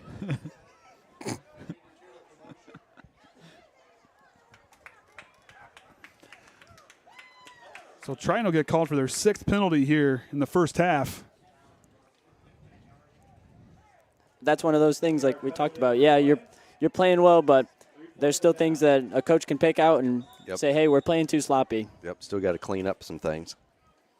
And a great hard run there by Vinny. Way to stay on his feet and just keep cutting, finding your gaps. Unfortunately, it just has to come back, and they're going to try to do it again. So first down and 21 now. Stetzel in the fullback position. Outside to Overmeyer. He's got a wrecking crew right in front of him. We're going to get another flag on the play. 2 flags on the play.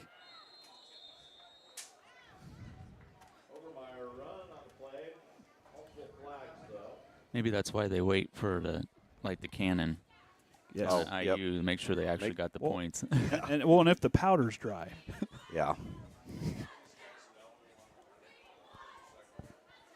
So we had 2 flags.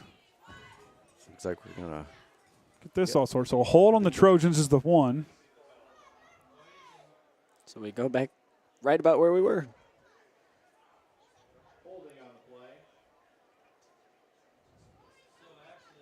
So Triton, 7 penalties. 1 on the defensive side, 1 on special team, or 2 on the defensive side, 1 on special teams. And the others, 4 here offensively in the second quarter as Wood Hoyle relays the play in. Plenty of areas to clean up. We're having these big plays, but we can't keep shooting ourselves in the foot here going back to the start. McFarland's got to hurry. He had 2 seconds on the play clock, and he'll go up to Prater, and he'll get a couple yards back. Now it'll be 2nd down. After a bunch of first downs. You know, I'm going to shout out Drake Zorich here again, helping an opposing player up onto his feet off the ground. Classy move there by that young man. Real impressed by him here tonight. And only a sophomore. Hey, I bet he learned from his upperclassmen. I mean, great coach over there and making sure his kids have that sportsmanship as well. They're displaying it tonight. 2nd down and 18 from the Culver 44. Workman goes in motion. He'll get on the shovel pass to the right side on the sweep play. He'll try to find the edge. Workman, he'll get cut back inside, and he'll get brought down. He'll stay on his feet. Wow. That's one of those you just keep pushing the pile. I don't know how much of it we can see of that. I couldn't tell you who was on the got tackle. into just a big bunch there and just kept Another on great going. block there by Isaac Quintana. And then Jaden Overmeyer helps him out. They just keep pushing it. He keeps driving his feet. I think on the tackle was Caleb McEwen on the tackle. Brings up 3rd down and 3 for the Trojans. Triton's third down attempt here. 3rd and 2, 3rd and 3 from the 29.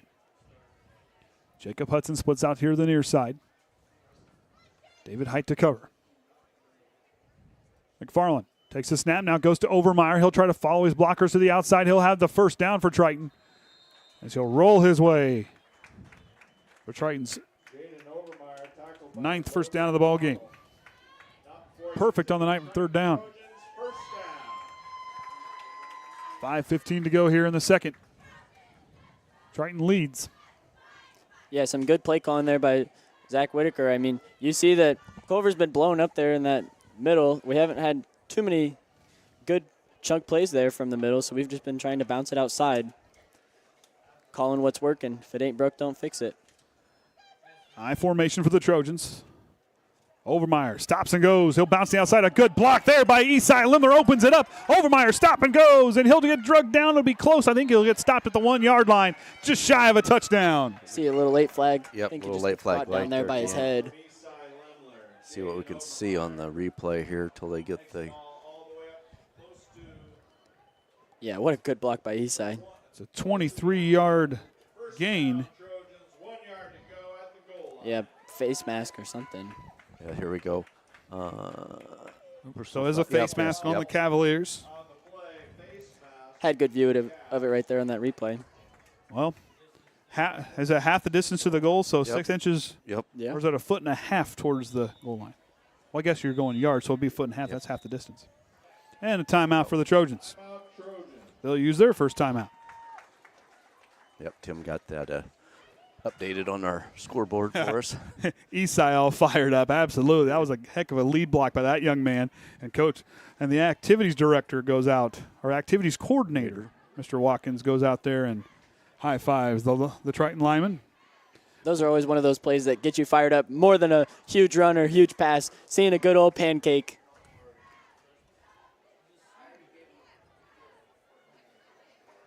Now it's a competition on. Oh, Trent. Lewis wanted to make sure we got a shout out to him. He's in. I was working on that one. Ireland again. I mean, he's there. He's there. He's not again. He's there. He's been there already this year. Oh, okay. Well, again. So it's good to hear from Lewis. Know he's doing good out there. Says he misses running the camera. Being here on Friday night, he was fired up for game time. Man, he's not watching the pro game. He's watching this tonight. Yeah. So what time is it over there? I think +6 It's hours. +6. So you do the math. 1 o'clock, 2 o'clock in the morning? Yeah. It's a Friday. It's not a school That's night. a teenager. It's a teenager. He could be up. He could be up. Lewis all fired up. 1st and goal. Then McFarland's going to punch it in with the quarterback keeper. And there's the signal. Touchdown, Triton. Set up by the Jane Overmeyer 23-yard run. Now we get it timed right.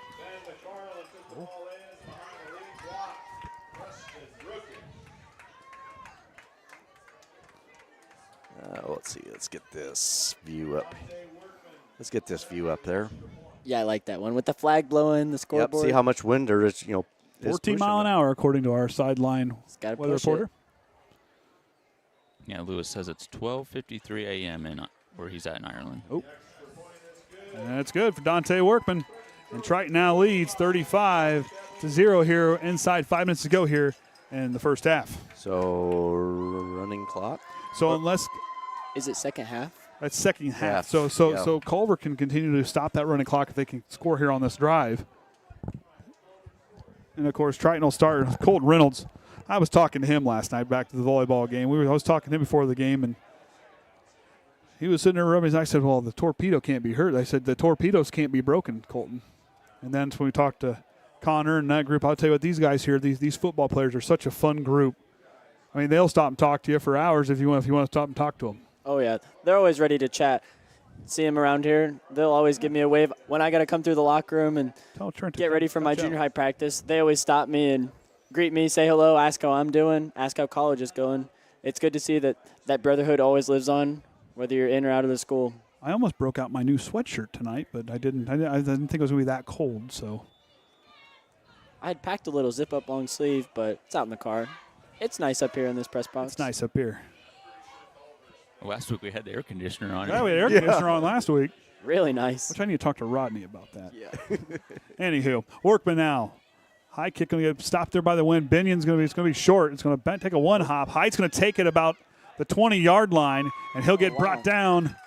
I believe Ryder Gayhart in there on the tackle. Love to see him making some plays. Ryder's one, like I'm telling you, keep an eye on 22 as he continues to progress in his high school career. He's going to be a real menace out there on that football field. He has some good hits. I mean, you've seen it right there. He comes downhill hard, and he's going to be one that's making some plays just like you see Colton Reynolds out here all the time.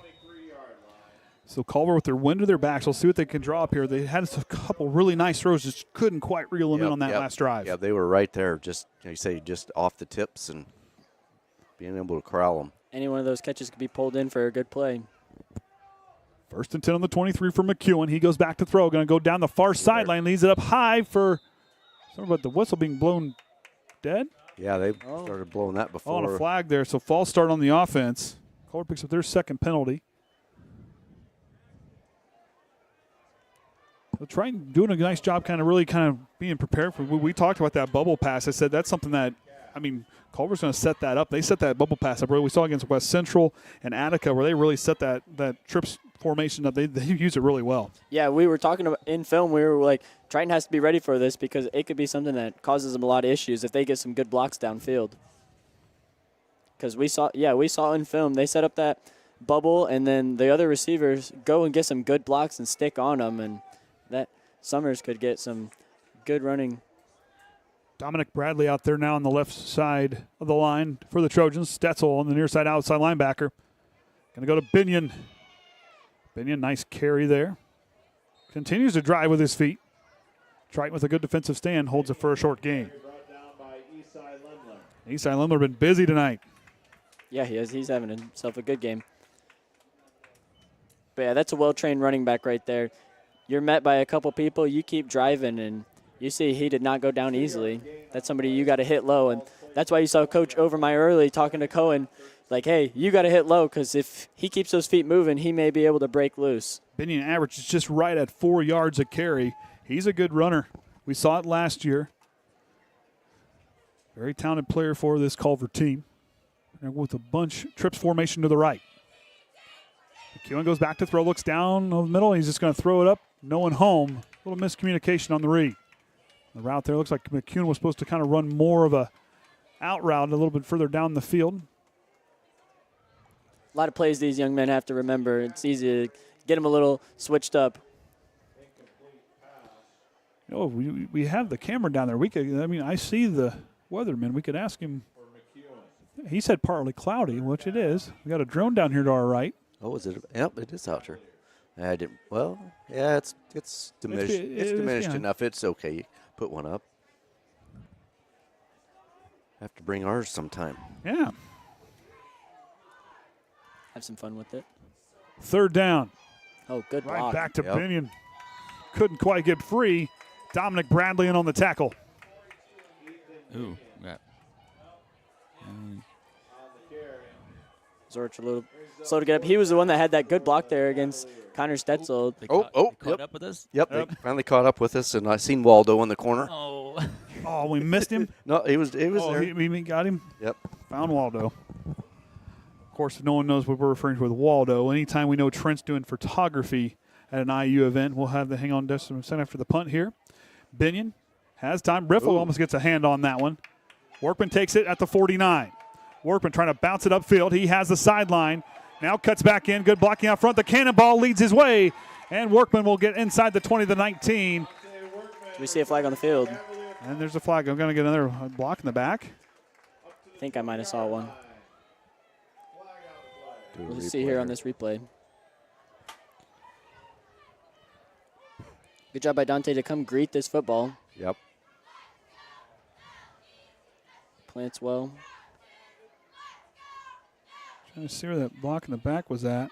Might have been right there off camera, that corner. Must have been. Triton got called for their penalties. Dirty laundry tonight. They're going to have to do some laundry there at halftime. Yeah. Really, that's 8, 7, 8? 8 by my count this evening. Of course, anyways, back to the Where's Waldo account, what we were talking about. Anytime Trent's either at a swim and dive or any IU event that's on screen, we do everything we can to find out where Trent's out on the field and text our little IU group There. Found him. Yep. Seen Waldo. And then it depends on where he's at. If we send him a picture, sometimes he moves. Jackson Earl out there now.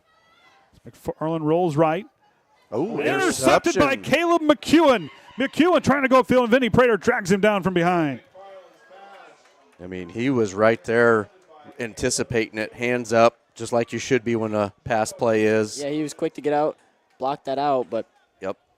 Right there and grab it and go. Looked like Ben wanted to float it over him to that little out route we had there, but just couldn't quite do it. Good play by McEwen to intercept that one.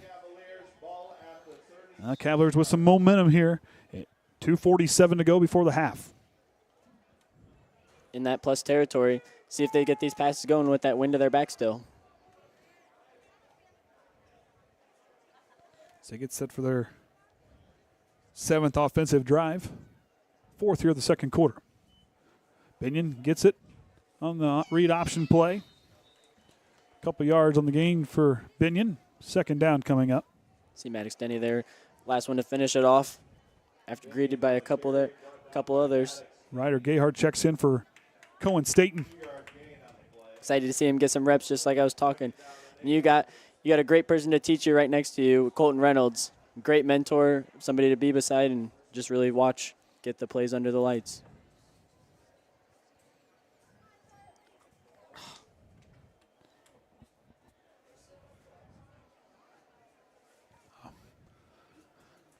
I saw one. Oh, did it quit? Making me do an There's a Culver timeout. Yep. So Culver will take their 2nd timeout. We'll have 1 timeout remaining. So while we got that moment here of everything else, we'll throw that up here, how the season has progressed so far. So we started out that scrimmage with Jimtown and then hosted here LaVille and then up there at Bremen. So our win against LaVille and lost there at Bremen. Of course, Culver tonight. Then next Friday, we're on the road over to South Central. Weather depending how all that anticipates. Yep. And then down to Winnemac the following week there on the 20th. And then we'll be back home with North Judson. Then back down to Caston on that 4th. Then that home senior night, Pioneer on the 11th. And then finish up that season with North Miami down there. So. And the Hoosier North, that push out, we're going to talk about teams that are really good. You've got 3 teams inside the top 20. Inside the top 20 in the Hoosier North, with Judson at 1, Triton at 9, North Miami standing at number 14, and Pioneer at number 16. So some really good football teams in this Hoosier North. Exactly. It's a good conference to be on, and that's what we want is Triton football. We don't want just easy opponents going through. We want that competition because we want to go hard as we work our way through that sectionals. You know, I always said to be the best, you got to beat the best, and iron sharpens iron. That's exactly what you want in a football season. Exactly. A little of a stacked formation in the backfield for McEwen as he goes to Binion, who's going to try to get outside. Denny had a hand on him for a moment. And I believe brought down by Wayne Reichert. Also Connor Stetzel, I believe, as well on the tackle. Yep. So Cannonball strikes again for a tackle. Making plays on both sides of the field. Man alive.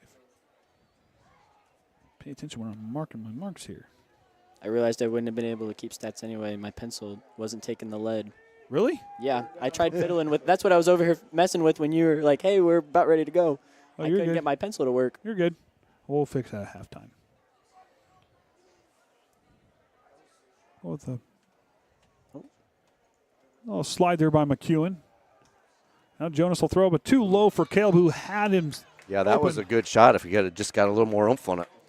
Didn't quite have his feet set to get that step into it. Play was there. Good call by the coach over there. McEwen coming into tonight, 4 catches for 83 yards and a long of 52 on the season. The leading wide receiver is David Height, 9 catches for 213 yards, 48 yards is his long, and 2 touchdowns on the season for him. McEwen with over 400 yards passing, averages about 12 yards an attempt coming into tonight. He steps back to throw a quick hitter to the outside, but got rushed on his throat because Wayne Reichert and Stetzel were bearing down. And just that low snap just takes that extra little focus off of grabbing it. Yeah, that timing, that was like 2 low snaps you have there. Just kind of throws off your timing as a quarterback and can't quite set up to make the good throw you need. All right. So Gage Riffle now out at quarterback. Just a little over a minute to go before halftime.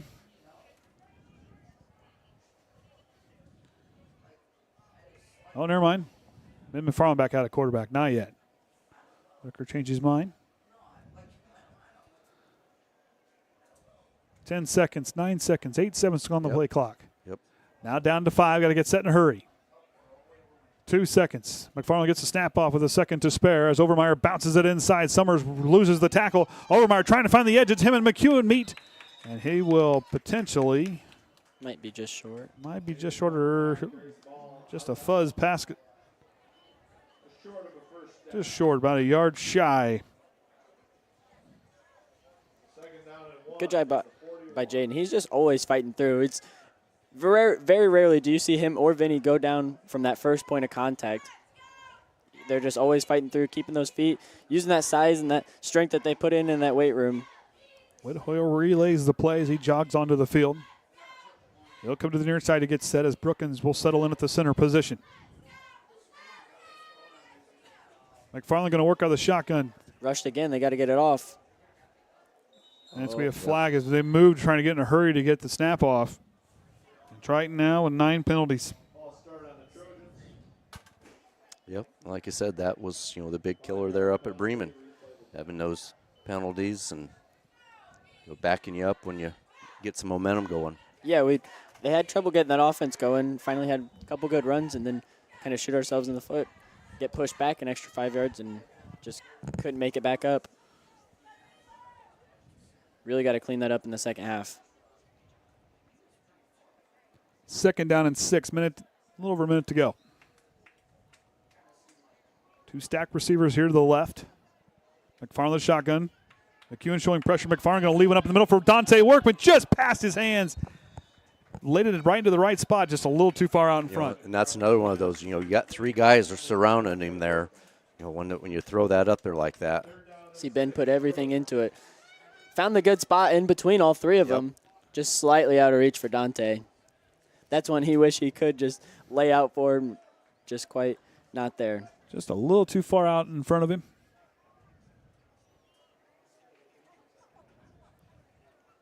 Trying 3 of 4 on the night on third down. Interception on their last drive on third down. Finally get on. They're going to go with the speed option. Goes outside. Nice pitch to Jaden Overmeyer. Great read there. Overmeyer bounces it outside. Stiff arms, and he'll go out of bounds. And Ben McFarland, you see the good stiff arm, but last week he had that tough pitch. It was a little too far out in front this time, right on the money. Yeah, you see here, Jaden with that good drop step, just like you teach, to make sure he stays in that pitch relationships so he stays behind you. Because, yeah, that pitch we saw last week, it was just, you see that pitch man staying a little too close to his hip, so there's really no room if you do pitch. He's right there next to you.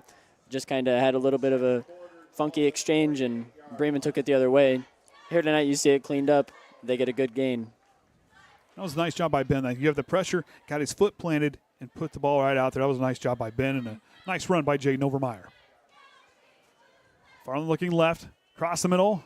Going to go to Whit Hoyle. Tanner Whit Hoyle, the collector, has a reception. He's on his feet. Whit Hoyle trying to go up the field. Height's going to bring him down all up to the 14-yard line. Takes all 3 of them. It's a great find there. Just cutting across on that little slant. The collector showing off the good hands. Clock's going to start here. 44 seconds to go. And we're going to get a flag on the play. False start on Triton. Okay, that'll. 5-yard penalty. Got to make sure we're getting set. Yep. Ask Rodney if there's a washing machine where they're used here before halftime. Yeah. Throw it on the quick wash. Get it done. while this halftime takes place. I figured out how to use the washer and dryer. When Michelle was sick. I had some tutorials from out of state. Some YouTube how-tos. I figured it out. McFarland go with the sweet play to Overmeyer. Jaden Overmeyer, the Jet strikes for 6 more for the Trojans. Great lead blocking there. Yeah, I was gonna say, was he really much touched as he cut through there? No, he had Cohen and Esai just there. They find their people. Esai finds that outside block. Cohen eyes inside, just like you should. Picks it up. Jaden just had a big old gap to run through. Made it nice and easy on him. With that score, the Trojans will have a running clock in the second half.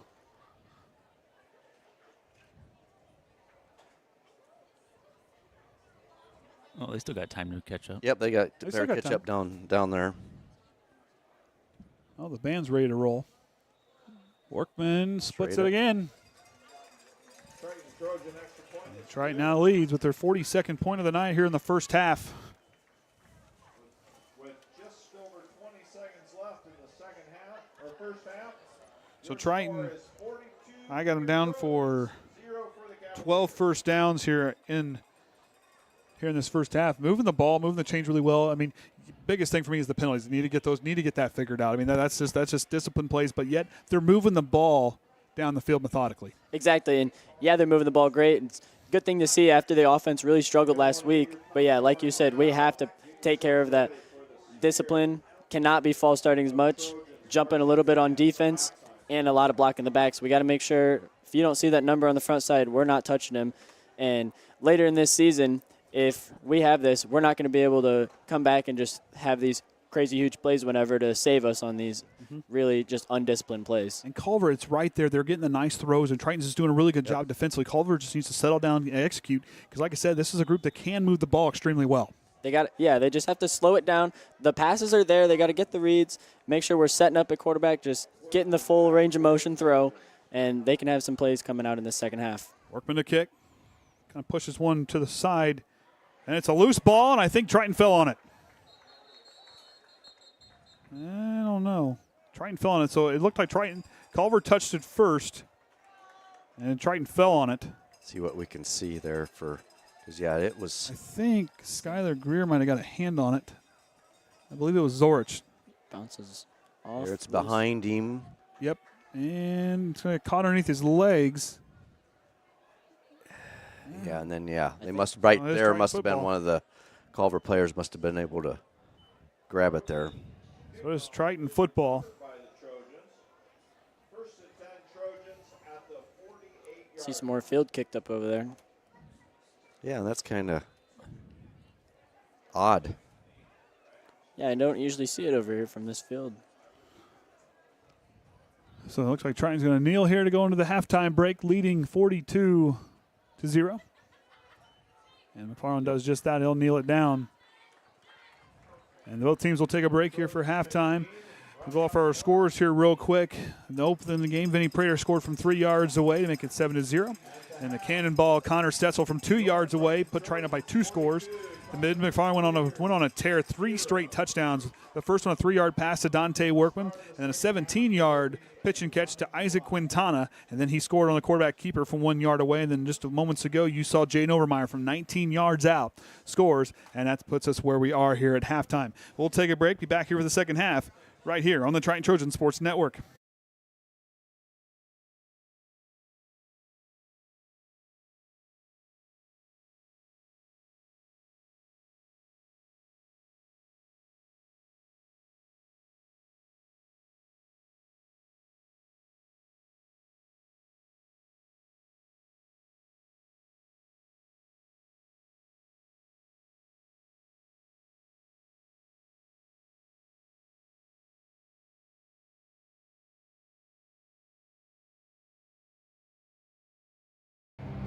Some see a student athlete working hard in the weight room. We see a future leader learning there are no shortcuts to success. Some see a start to a swim meet. We see the starting blocks for life. Proud to keep education in front of athletics since 1903. It's 2 p.m. Saturday afternoon. You have 2 choices. Option 1, take 2 nanoseconds to reach over and put on your seatbelt. Or option 2, decide it's too much work for a Saturday and don't put on your seatbelt. As the seatbelt alarm continues to sing the song of its people, you roll your eyes. You're just going down the block, you'll be fine. You take a turn to the left and that's when you see it. Just wear your seatbelt. It's an easy way to save your own life. The Indiana Criminal Justice Institute wants to remind you that choices matter. Click it to live it.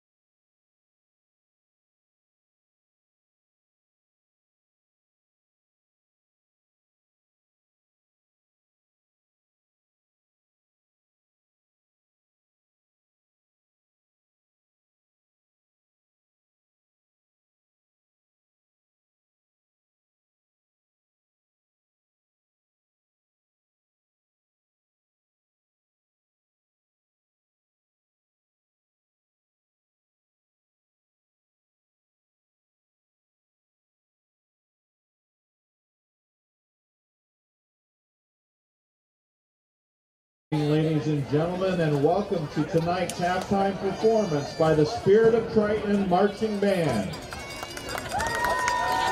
The band is under the direction of Mr. David Steele. The staff includes percussion, Charlie Lawrence, color guard, Raquel Toodle, program coordinator, John Bay, visual coordinator, Chad Plum, music, Kara Nelson and Brendan King, grill designer, Matt Wise. This year's marching show is entitled Fall of Pompeii. The drum major this year is Mr. Darren King. Drum major is the Spirit of Triton Marching Band ready.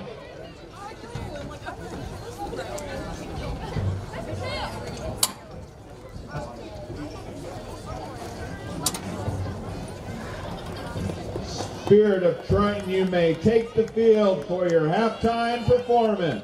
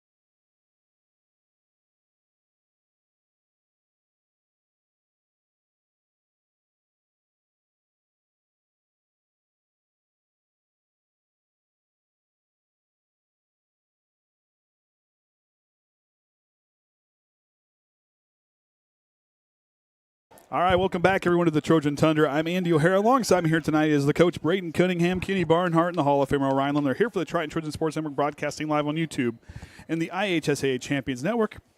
Our student team consisting of Chris, Silas, and Caden, and Braylon Fisher running our end zone camera for us here this evening. As Triton with the lead, we'll see what Culver can do here in the second half. As Height kicks it down the field, it's going to be taken, I believe, by Overmeyer on the 20-yard line. Overmeyer trying to bounce it outside, and good tackling by Tony Summers drags him down. They're going to say he fumbled it, and he did. And the Cavaliers take over on the fumbled kick return. Wow, yeah, that was a great job by him to be the first man there, and then good see job if by. that shows up in there. Oh yeah, we'll see it on replay. But yeah, Summers is that one to get there. Holds on to him, gets in there to strip the ball. Just like you should see, when you're down, you got to get that right in that space between his arm and the football and just pull it out. Does a great job of causing that turnover right there. That's a testament to Coach Faust and this coaching staff. Okay, guys, we're down on the scoreboard. We can't control that. Let's go out and play hard in this half. Let's win this second half. And right there, forcing a fumble right out of the gate. Do everything you can to get the ball back in your hands as much as possible. McEwen starts from the Triton 31-yard line. Low snap goes to Binion. He'll work to the left side. And Binion's still on his feet. He's going to get on his horse and ride, and Isaac Quintana pushes him out of bounds at about the 10 or the 11-yard line. First down for the Cavaliers on a nice carry for Binion. Caught Triton napping. Yeah, the O-line there had some good blocks, and he had some good patience like we've seen from Jaden Overmeyer, just letting it develop and then bounce it outside when you need to, and found the green grass. Good job by there for Quintana to make that open field tackle, prevent him from getting it in that end zone. Binion was heading for 6. Full steam ahead. He's somebody that can run hard and downhill. First and 10 from the 11-yard line. 2 wide receivers to the left. McEwen's going to cover the quarterback keeper. He'll try to weave his way through, still on his feet. And he'll be close. Culver driving to the end zone, the first down carry, just shy of the first down marker. Have to just wonder what was said in that halftime speech to just get them riled up and know they're coming out. Let that first half go. That's in the books. It's a completely new ball game now, second half. You're just trying to do what you can. 8 yards on the carry for McEwen. Culver's knocking on the door here for 6. Second down, 4 yards away. The goal line is the first down marker. McEwen out of the shotgun, 2 wide receivers to his left. Right back to Binion. And Binion will get up for a couple yards, and the cannonball, Connor Stetzelin on the tackle. Greets him right there at the line of scrimmage. Takes him right down. Good low tackling. That's what you had to do with a good, strong runner like Binion. Did you see that? I'm trying to find something. So third down now coming up. And more trash cans outside of Memorial Stadium tomorrow. Didn't meet their goal. 2 wide receivers to the right. Ooh, we lost the camp. Which one did we lose? Might have lost Braylon's. Yep. And Binion. Jacob Hudson. Triton's going to stop him, I believe, just shy. Yeah, there's Jacob Hudson there on the tackle. Good job by him. That'll be. So it's first down. The goal line was the first down marker. Is it? Nope. Nope, we're back up. Okay. Must have fixed it. Shake a cord back into place. That's probably what it was. Sometimes what you got to do. That's the extent of my technical abilities in that department. Yeah, well. Unplug it, plug it back in. Right back to Binion. And they're waiting for the signal. They're going to say he was down before the goal line. They were all coming low at his legs. They're realizing that's what you got to do with a good, strong runner like him. Just happens to get tripped up and can't quite punch it in there yet. So Bradley Rinsberger, trying to see who the other one is down there on the leave. Pretty sure it's Sam Kistler down there. The wind's a little chilly. Second and goal. Right back to Binion, bounces it outside, and Culver strikes for a touchdown. And Binion gets there after the fumbled kick return. Good job right there to take advantage of that turnover caused by Summers. Get it on your own territory. Got to take the best of it, just like we saw from Triton in the beginning. Culver will not kick. They usually go for 2, and that's what they're going to do right here. Typical Culver fashion.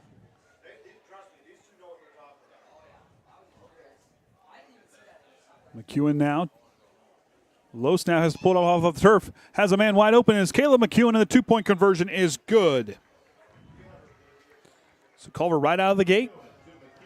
I don't know, a couple minutes gone, went right down and scored a touchdown. That's what we said. This team is capable with the ball, and we just saw that. Yeah, I mean, they put it all together. They had that momentum come off, making a great play on the special teams, and then put it all together as the offense gets a good couple drives. Binion with some good running, gets to the outside, gets down in that close red zone territory, and then a couple plays later, we see McEwen to McEwen. Even off of that low snap, he still makes the best of it, picks it up, doesn't get rushed or thrown off by that. He keeps his composure and just looks to find the open man, which happens to be his brother. The Triton Blue Slam volleyball team is having a fundraiser featuring Tom's Tasty Taters. It'll take place next Saturday, September 14th, in the Triton High School parking lot from 10 until 2. Ticket price is $15, and the meal is to include a walleye fish sandwich, half order of taters, and a water. Desserts are available with donation upon picking up your meal. All proceeds will benefit the Triton Varsity volleyball program. So show up for that next Saturday. It's drive-through. Wonder if I can drive up and ask him if I get the birthday special. I'll be 20 that day. Oh, happy early birthday. We'll have to make sure remember that next Friday. Big 2-0. The big 2-0. Huh. We got to keep some of this stuff in mind, don't we? Yeah, we got to keep thinking this. Gavin Riffle takes it inside the 15 at the 14. He'll try to cut up the middle of the field. Riffle's got the side. Riffle down the field. Gavin Riffle still on his feet. He's going to get brought down by David Height as he gets it down all the way past the 35 to the 33 for a nice kick return for Gavin Riffle. Whole team fired up for that one. Did he pretty much get not touched till almost gotten here where he got tackled? About to the 50-yard line. It was good blocking up the middle. Just finding the spaces. Everybody's staying on their blocks really well.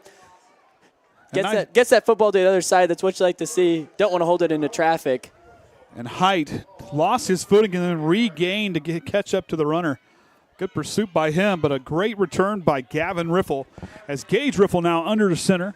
The backfield of Stetzel and Gayhart behind him. The near side wide receiver is Caden Bradley. Have your tight end here for you in just a minute. Outside goes Gayhart. He has Rinsberger leading his way. Gayhart with a nice run for a good gain there on first down. His downfield movement is just spectacular. You see him just come, get that lateral, and then as soon as you turn up for that buck sweep, he is downhill in a hurry. He puts off that pivot foot, and then he's downhill. You see he's already 3-4 yards downfield after like 1-2 steps. So it looks like Sam Kissler's the center. The outside, the left tackle, Franklin Sullivan. Rinsberger, I believe, also out there as well. And right up the middle of the cannonball, Connor Stetzel with a Triton first down. See Kyle Cummins there in that quick guard position, it looks like. Kyle Cummins, the other guard out there. Missing one. I'm pretty sure. See, that's the Caden Bradley runs it in. Real good athlete there wearing the number 5. Riffle relays the play. Up, Dominic Bradley and Rinsberger on the right side of the line. Jackson Earl in the tight end position. Riffle now, 1st and 10, goes back to Gayhart. Trying to weave his way through Stillings. He covers it up well, and a nice gain on first down for the sophomore. You said about covers it up. Here's this other shot here. You could just tell grabbing a hold and holding on. So like I said, watching this kid, his vision is spectacular for a running back. And right here, like you said, covers it up, 2 hands, 3 points of contact, takes it all the way to the ground. Nice play there by the running back. Not letting any more turnovers happen from his end. Covering up, taking care of it. Yeah, he has that one arm, but as soon as he sees more traffic, covering up for safety. Good job by him. Hudson out left here. Going to go right back to Stetzel. And Stetzel, the cannonball's free for a Triton first down. Like I said, it may not explode, but he will wreak havoc and find his way through. Yeah. He's greeted there by a couple Cavaliers right at the line of scrimmage, but just bounces off of him, keeps those feet moving, able to pick up a good little gain right there. I'd like to see you try to slow a cannonball down. I wouldn't want to try. Connor's strong enough.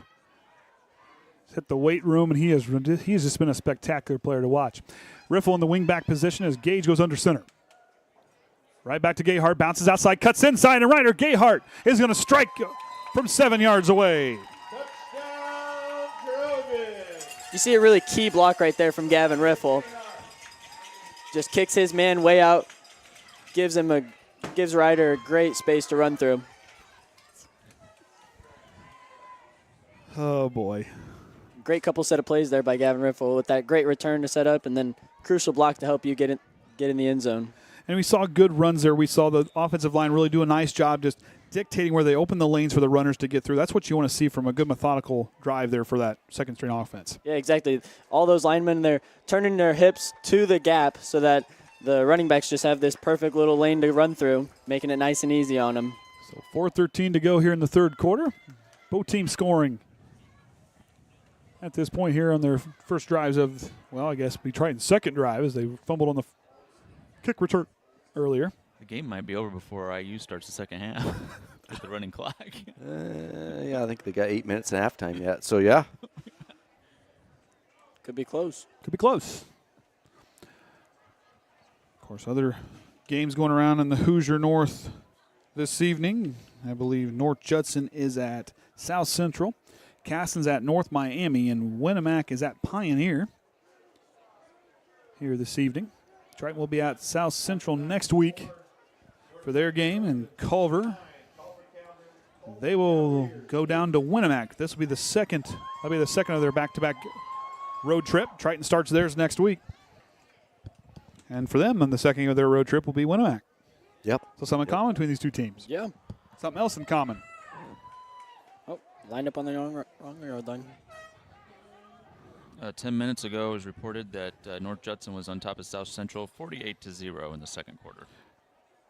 Judson really climbing and had a big win against Knox to start the year. That's why they're standing in that number one position, the top 1A. You know, it's a tough feat when you see them have a good victory over a Knox team. And I believe they returned all but one player from last year. That's what Evan Renforth and I were actually talking earlier this morning, checked up on him, seen how it was going down there in Ball State. Binion from the 20 now. Goes up, and I believe that was Caden Bradley on the tackle. Wraps him up and brings him down. But yeah, as I was saying, touched the base with Evan Renforth, seeing how his college experience is going in his freshman year. And how is Evan doing? He is doing good. He's adjusting well. He says the classes are pretty hard. He's like, I don't know how I did on this one test, but we'll get the hang of it. We got to. I talked to Cole the other week when we were getting Lewis to the airport and asked him how he was doing. He's kind of said the same thing. College is it's tough. It's not easy, but he's doing good. He says he's learned the playbook and he's eager to play. But yeah, when we were talking, he's like, man, that Judson team, they were like all juniors when we played them. So now they're just all seniors now. Pretty good team. Binion gets the carry at the middle, and right there to greet him, I believe, is Kistler. Also in there on the tackle with him as well is Franklin Sullivan. So Kistler and Sullivan with the tackle up the middle. At the end of the third, Pioneer 27, Winnemac 0.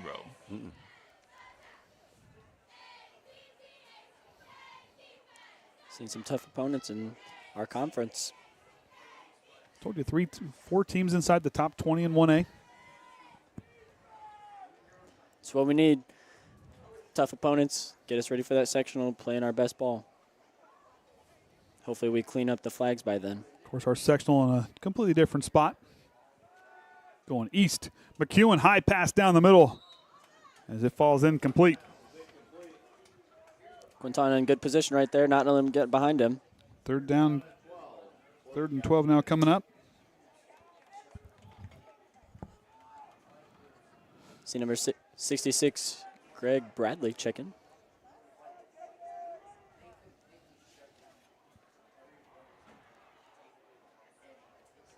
glad to see him all healed up. I saw his arm in a sling the other day, and now he's out here on the football field. Tough kids. And there's a lot of them on this Triton team.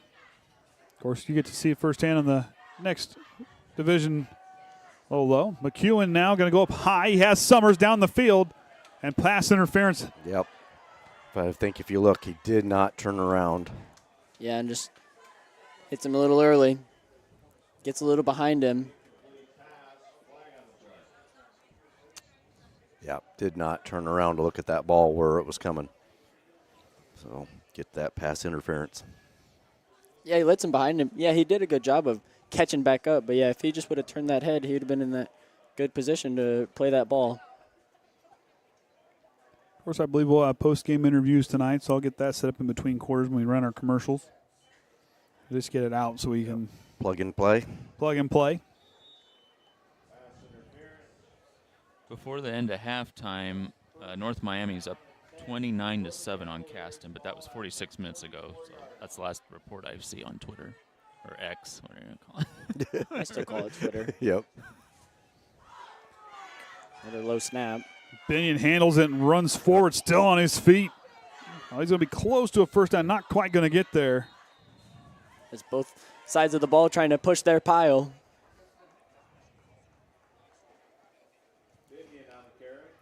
Good hard run by him. Pick up almost a first down. And that's what we've seen from this Culver as they came out in that second half. Good drive right away, moving the football down. Binion having some good hard runs. See if they can keep doing so. One more snap here, potentially before the end. They have to. Yep, they have to. Yep. About a 2-second differential. Back to Binion. He's been busy here in the second half, and he has a Culver first down, and we have a Cavaliers shaken up.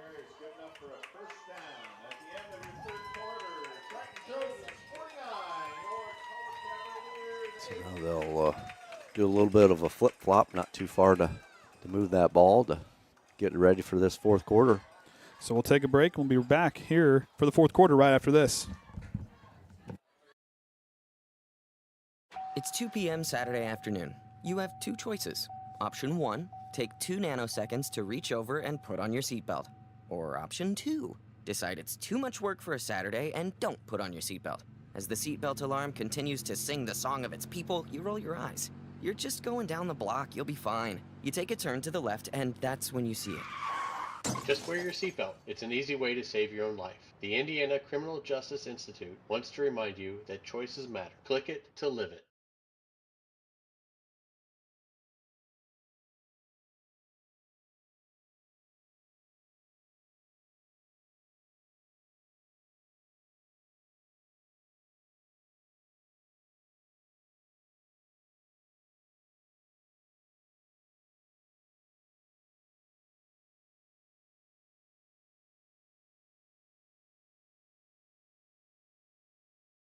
All right, fourth quarter about to get set and underway. I'm Andrew Hare. Alongside me here tonight is Braden Cunningham, Kenny Barnhart, and the Hall of Famer Ryan Lemler here for the Triton Tourism Sports Network, broadcasting live on YouTube.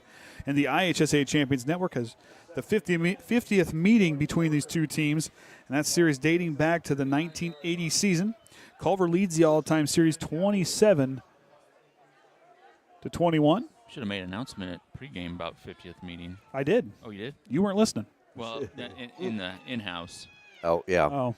Summers bounces it to the outside, still on his feet, and he'll get wrapped up and dragged down. I believe. Is that Rens? I believe it was Rensberger on the tackle. Zach Rensberger on the tackle, and Culver's leading runner gets the first down for the Cavaliers. Yeah, took a couple to get him down. A few missed tackles. He just kept on running, gets spun around, keeps on running forward. Good run by Summers there.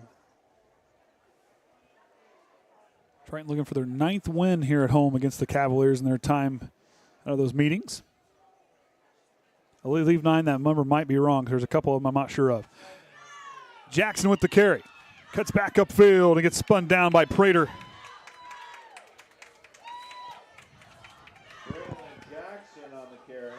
Prater with the tackle, wraps him up. Brought down by Jaden Prater. Substitutions for this Trojan defense. A lot of freshmen coming in. See Ryder Goodman checking in. Number 6 also down there along the line, I do believe. I'm trying to see, is that? I'm pretty sure that's Ashton Jacobs, a far outside linebacker position.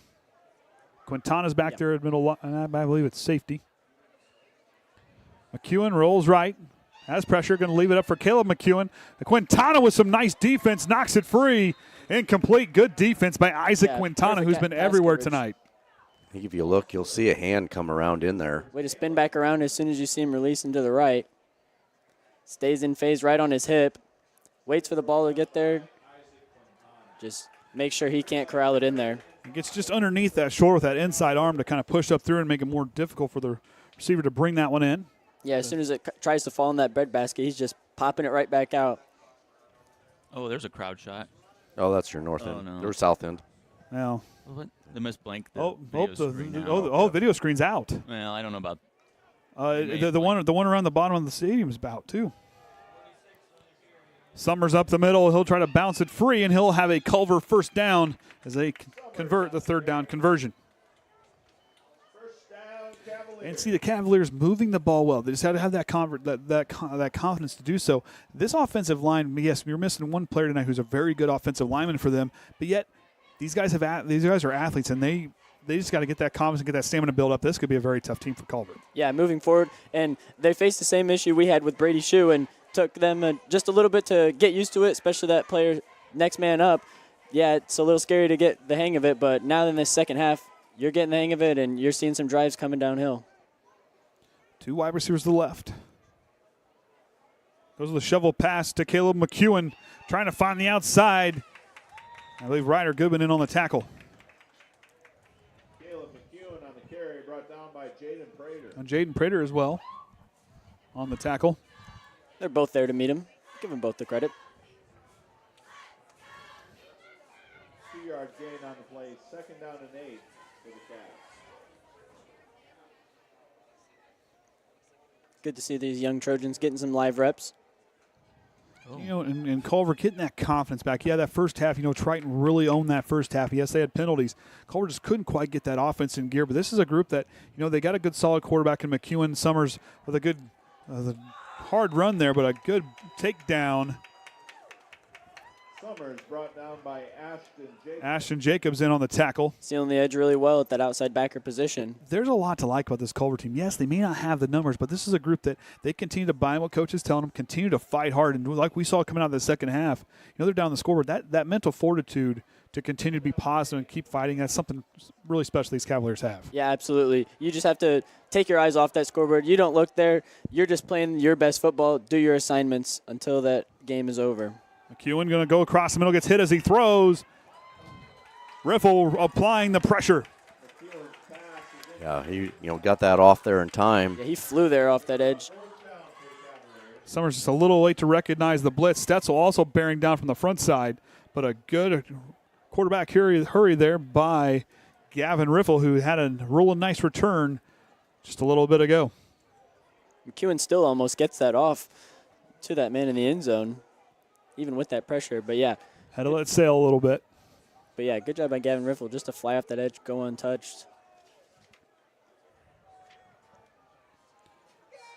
McEwen rolling right. Here comes the pressure. Throws it across the middle. He has Caleb McEwen incomplete as the ball falls down onto the tundra. Incomplete. And now the Trojans will take over on downs. Good job by there to fight with the football. Yeah, it gets into his hands, but you fight it before he gets that possession. Make sure to hit it out. Get that incompletion to turn it the other way. So Triton will set up 1st and 10 from their own 11. 6.5 to go in the ball game.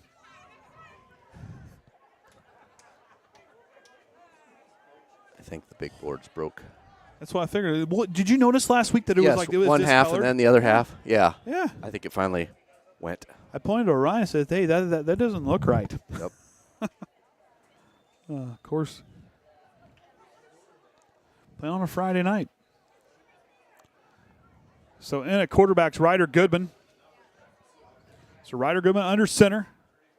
Going to give it, I believe, on the carry was Lucas Nicely on the carry. A nice gain by him. Ball's carried by number 30. They aren't going to have to cut the travel budget more to fix the board, are they? Yeah. Well, time for some repairs and upgrades. Because they'll have to take care of their advertisers that paid to be on it all. yeah.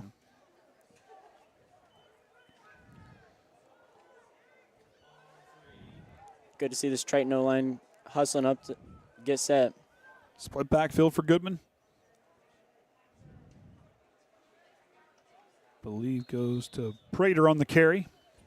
So Good downfield run, just like his big brother. Jay do a nice job covering it up. First down for the Trojans. First down, Trojans.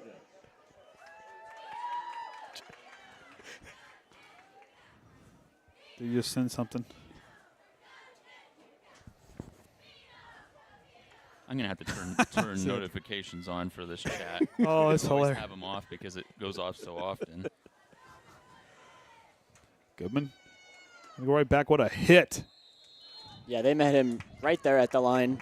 I believe Caudill was the man on the tackle. Brings down Prater. Met him at the line. Yeah, that was a good hard hit. Hit him nice and low. And got his body in position just right, wrapped up, and would not let him go forward. Didn't catch him. Went right there and met him right at the line of scrimmage. Exactly. I mean, that's one you could go back at film and use as a teaching moment for a great hawk tackle. Just hitting him, shoulder on that hip, lead foot getting right in there. False start on the Trojans. Looks like the backs left just a tad early. Can't get antsy. Just got to make sure you're getting set. It's a little excitement in their first varsity game. Those lights beating down on you can get a little intimidating. Can be. So Triton going to pick up their first conference win of the season. Like I said, I think this was big for Triton to get this win here today. I mean, Culver, this is a team that there's a lot of talent on that team, and Triton had to come and be disciplined and play with their foot on the throttle, which they did. As Goodman goes right back to Prater. Prater gets hit by Summers. That'll bring up third down. But yet they needed that win for Bremen. That they were in that game. They were just a play or two, a couple turnovers away from really just tying that ball game, but this is a big win for this group here today. Yeah, it definitely sets the offense back on track after just a rough one. Yeah, you start the season off great against LaVille, both sides of the ball playing extremely well, and then you get a little knockback off your feet at that Bremen game, but now you just put your foot right on the gas, like you say, and really get the hang of it, get the timing going again, get your passing game going, keep the runs consistent like they have been, and you just have a very well-rounded Triton team right now. Gonna have to go here. 1 second on the clock. Yep. And a timeout. Whitaker, the offense took a little too long to get set up. So timeout for them. Got to get those plays in there a little quicker. Whitaker teaching moment with this group. It's Coach Haynes and Coach Watkins easing their way into the huddle as well. Asking what the mix-up was. Saying, hey, we got to get out there, know our assignments. And this is a good moment for them to really kind of hear what coach has got to say. And, we're going to make a mistake there. Okay, what can we do to correct that? And this group here going to definitely do that here after this timeout. And that's one thing with this Triton team I've always been impressed by is their next play mentality. You make a mistake, they come back and play. We talked about the other night watching film. They had a bad play, and they were great the next three. Yeah. They're always just shaking that off, not letting it hang over them and just affect the whole rest of the game. They're just making sure that they got to go extra hard to make up for that bad play.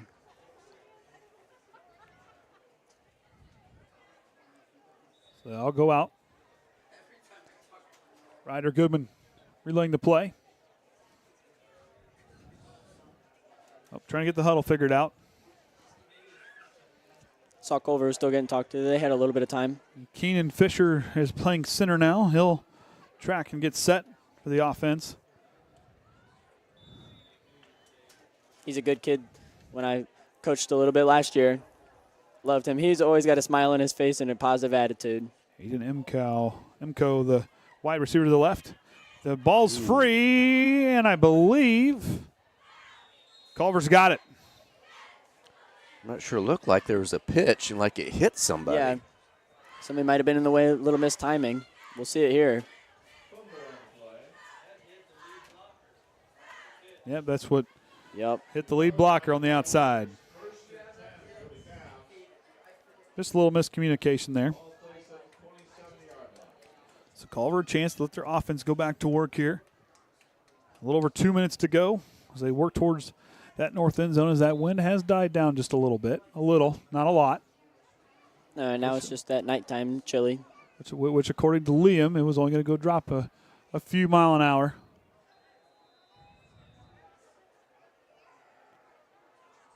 McEwen going to push his receivers out a little further out to the left. Jackson in the slot. And he's going to send Carr in motion. And here comes the Trojan defense trying to bring up, and Ryder Goodwin stands him up and brings him down. Oh, shoot, that was Riffle. Yep. That was Gavin Riffle again. Looked like a 6. Ashton Jacobs, the first one to meet him there and slow him up to give Gavin some time to make that finishing tackle. You don't always have to be the hammer. You just got to hold the nail, and he slowed the nail. He slowed it down for the hammer to get there, and Gavin Riffle. Yeah, Jacobs very quick to just go attack that edge, set it just like you're always taught in practice. It's a great job by him learning that outside backer position. I bet Gavin's going to give me grief for that one. I just saw the little swirl and looked like a 6. I knew better. He doesn't have the tall white socks. It's okay. He can give you a dirty look another time. It'll be all right. And now we're going to little miscommunication for the Culver offense. The false start will be the call. I see Culver's new boys basketball coach over there, Drew Mawson, former Triton alum and TTSN alum. Yeah, TTSN alum. Yep. Oh, wow. Got some history. Yeah. Talked to athletic director Mike Zahner earlier during halftime. Real excited about Mawson coaching the boys team this year. Should do a fine job. He was at the volleyball match game. Too, talking to Eric. Yep. Last night. Yep. See as they gear up for probably the last play of the game. And McEwen is just going to take an knee, and that's going to do it. Triton wins here 49-8. We're going to go down and get our post-game interview with Coach Whitaker here in just a little bit.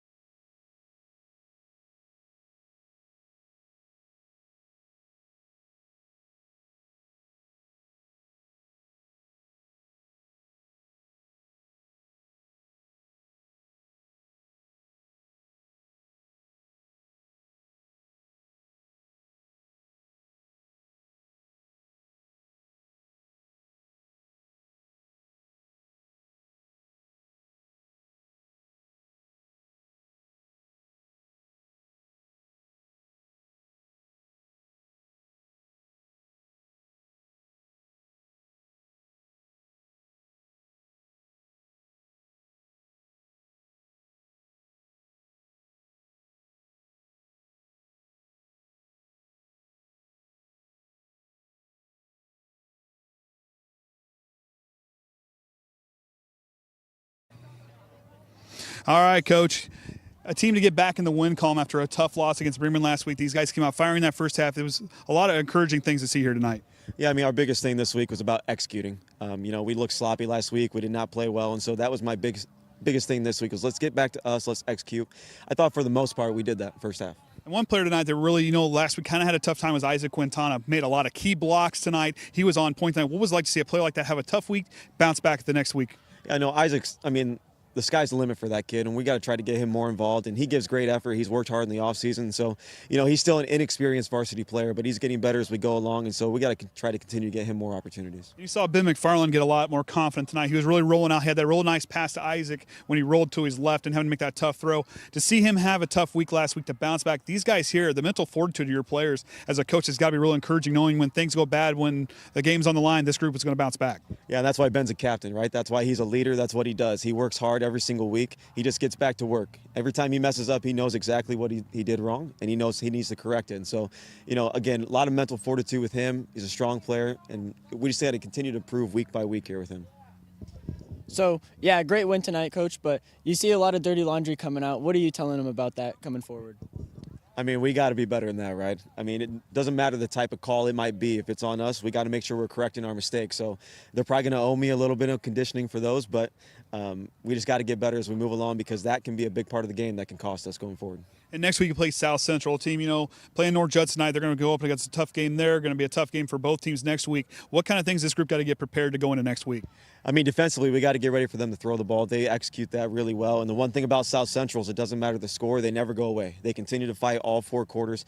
They're a smaller team, but I got a lot of respect for that program over there. And so we got to make sure we come out and prepare and execute. Last week, not a great week of practice. And so that was my message tonight. This next week has got to come out and be better. So Triton wins here 49-8. We're going to hang it up here from the Trojan Tundra. Until next time, remember the Trojan way.